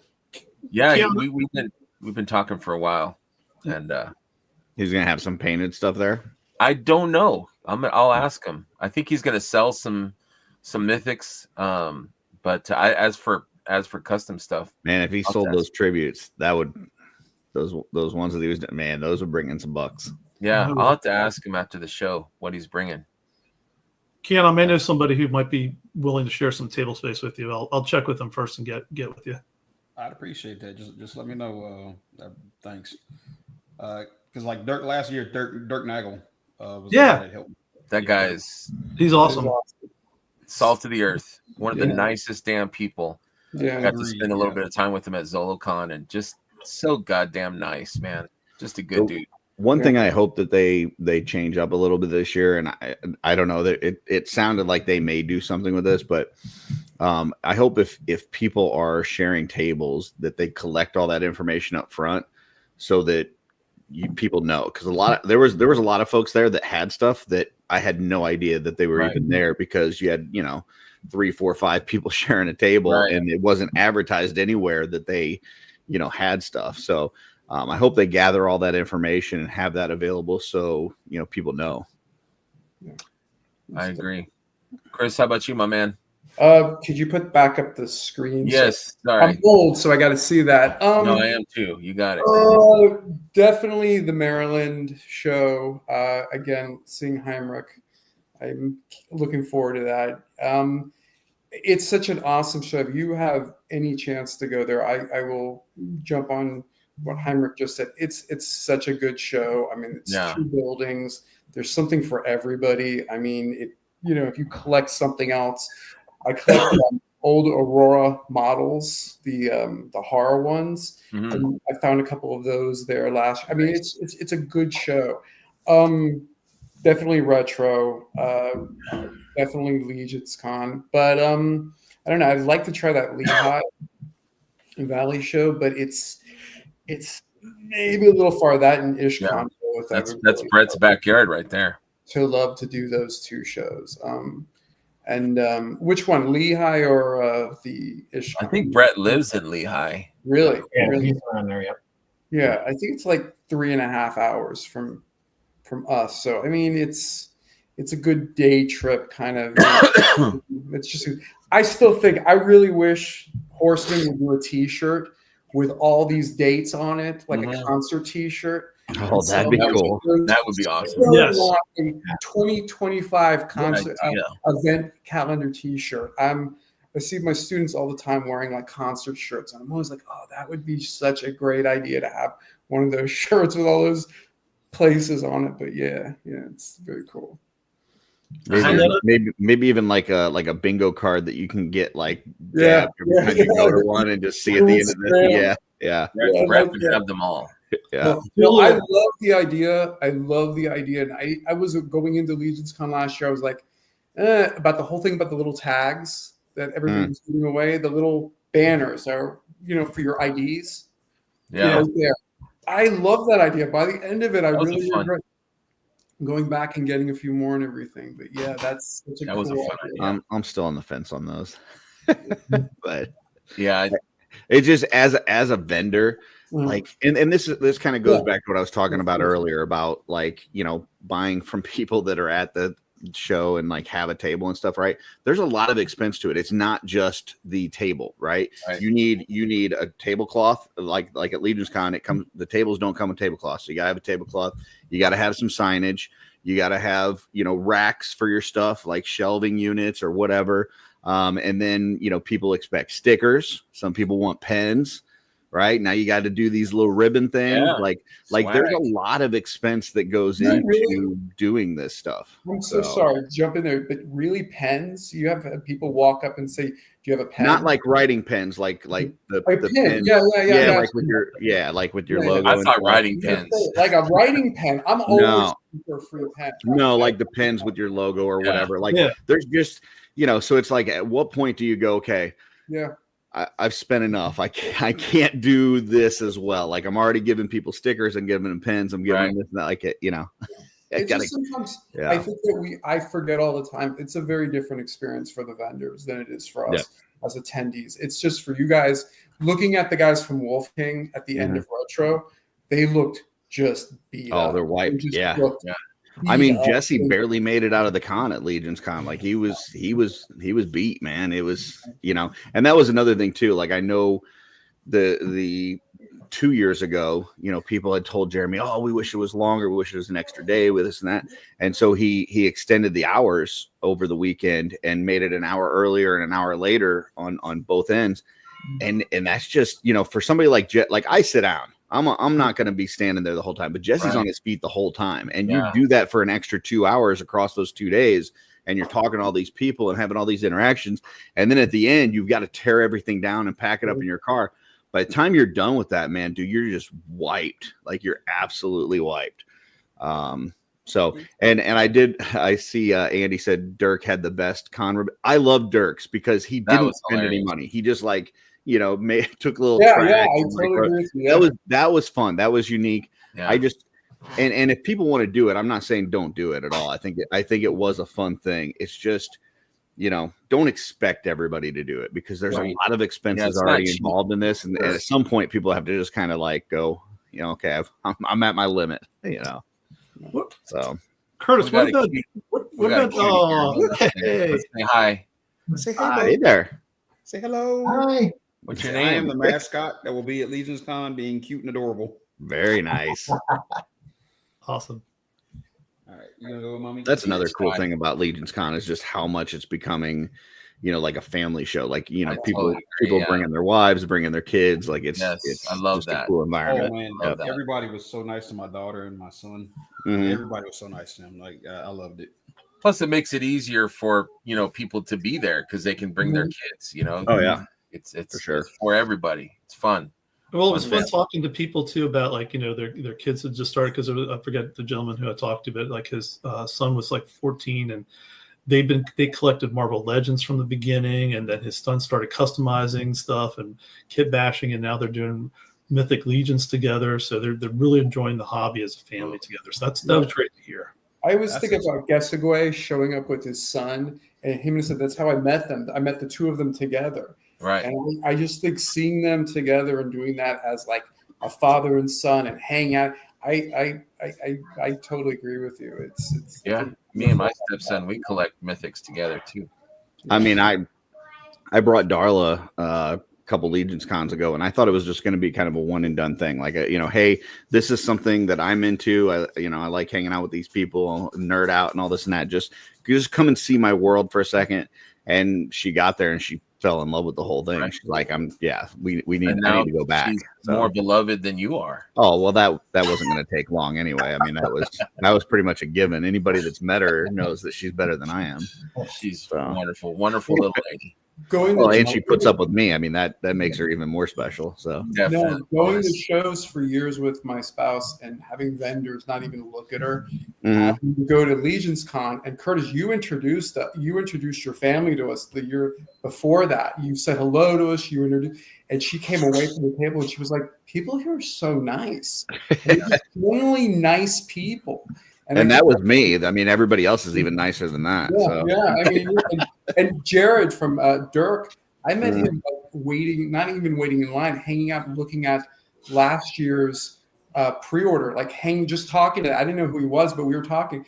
It's a really nice community. It's nice to see family and kids and all that happening. It makes it, especially staying in the same hotel as the show. I think that's wonderful, And how dare anyone ignore Jamie? She's the most wonderful little lady ever. How dare they? Everybody's great. Like you'll Yeah, have like, I know Steve O'Beg, like he'll go up to different tables and be like, hey, if you at any point in the show, if you need like a bathroom break or something, let me know. I'll watch your table, that kind of thing. Andy, I see Andy in the chat. He brought me a coffee first day, right? Yeah. Like I'm, the con starting, and he's like, I hey, brought Dennis a beer. here's some coffee. So I appreciated that. That was nice. Hey, Yeah. Ken Austria had those cookies, man. Those were I killer. missed those. I missed those. We'll Heinrich, get you one this year. did you say where you're going to be at, Heinrich? Did Yeah. I miss you? Yep. No, Okay. you got me. I want to make sure I didn't ignore somebody. Nope. Didn't want to miss Greg's beef jerky. Oh my gosh. I didn't have that either. You didn't have the beef jerky? Oh, Everett Miller, I think he brought some kind of alcoholic concoction in this bottle. Man, it was good. I don't know about it. It's kind of funky looking, but man, I took a swig and it was good stuff, huh? Yeah, he had a bottle in the lobby he was sharing with people, and it was so good. Well, I guess we've touched on all my topics. Is there anything else you guys wanted to talk about or bring attention to before we wrap up? Yeah. Hold on. Heinrich, did you? I got one last one, and I want to thank everybody who's out there viewing. I know we got the viewers today. I think we were up to 30, but like I was checking out the past ones, and we get up to like almost 250 people viewing. So for everybody who's coming on watching it later on in the day or later on in the week, thank you so much. We appreciate you. Hit the like button, leave a comment. Schmerber will get back to you. Yeah, absolutely. If you like sci-fi, I recommend Mickey 17. It's a little long. Need to see that. But it's worth the trip to the theater to see. I think it brings up some interesting ideas. Again, I think Rob Patterson does a phenomenal job at letting you forget. It's worth checking out if you get a chance. Yeah, I'll check that. He gets cloned or something, right? Yeah. And he plays multiple parts in it, and he does it well enough where by the end of it, you forget that he's. It's a different act. It's the same actor. He's a great actor for sure. Tonight, Shooting the Shelf, we've got a great guest on. I'm really excited for Alan Hops, Still Beat Studios. It should be a fun one. He works in the we'll call it the Halloween industry, I believe is what they're calling it, and doing a lot of like the theme park attractions and things like that. And I think it's going to be a fun one. That's 8 p.m. Eastern on the Just Shelba channel. Awesome. So you also have Off-World on Friday nights? Yeah, but I don't recommend anybody watch that. Yeah, I mean, I like it, but also Purple Gang Gang. Here, I feel like you've taken a more vocal, a part in the Purple Gang Gang show. I'm just there to help. Whatever they need. So yeah, but no, I think it's a good thing. I think it's a good thing. Yeah, so do we have a specific number of how many Legion shows there are now? Does anybody know like how many specifically Legion? I know when I did a little gauntlet. Yeah. And I think in that one I hit up 15 shows in 7 days, and there's probably another 6 or 7 since then. So that was fun. So it's probably in the 20s or more. So. And I'm sure there's more shows being developed as we speak. Yeah. I've talked to Terrence. Terrence is a talker, and he I think he would be good on a show or to have his own show. And Joe Gonzalez. I mean, this guy. I'm not saying don't watch Off-World. I'm saying out of all the things that I'm on, it's the one that I don't recommend. So. Well, I like shows that aren't specific necessarily to just Mythics. That's kind of why I did this show, is because I like to talk about other things. If it was just Mythic, I couldn't talk about Daredevil or other things going on, like we did a James Bond thing where we talked about stuff. So I like to be able to talk other things besides just Mythics, even though that's what kind of brought us together. Sure. Joe says, don't listen to Curtis, go Off-World. Yeah, it's a great show. It's fun. It's a fun show. Absolutely. Keon, I hope you had fun today. I had a great time. Yes, thank you, Keon. Can I introduce one more person? Of course. Yeah, let me embiggen you. Okay. So this is my daughter. Hi. This if we get some booth space, this is who you'll be dealing with more than me because she allows me to walk around. Right on. I'll warn you now, she does not take no for an answer. You're talking about somebody. I know y'all know who D Amazing is, right, Darius? Oh yeah. Of course. Yeah. Yeah, she straight up did not give him a discount, anything. This Oh, girl damn. and the maximum dollar and was like, I don't care who you are, pay my daddy. That's right. That's right. So, But he loved it. This is the face of the Gobi Customs. Very nice. To meet you. What's her name? We didn't hear her name. Tell them your name and everything. Go ahead. I'm Jasmine. Hi, We didn't Jasmine. hear. Hi. Jasmine. Hi, Jasmine. Nice to meet you. Nice to meet you. Welcome to the show. Thank you. And Yeah, also, I'd like to say thank y'all for having me on here. No, it's our pleasure. Thank you to Heinrich. Heinrich was the one that really got this going and facilitated everything. And we'll have to do a new to Mythics that just is just you on here. Now that the rest of us are on screen, if you could have her just kind of memorize our faces that we all get discounts at Legion's Con. Yes. Come That would be great. Like if you Only see, us. yeah, if Nobody you see else. any of these folks at Legion's Con, They said, they all get a discount. Remember these faces, they want discounts. There you go. Like, no, not happening. Absolutely.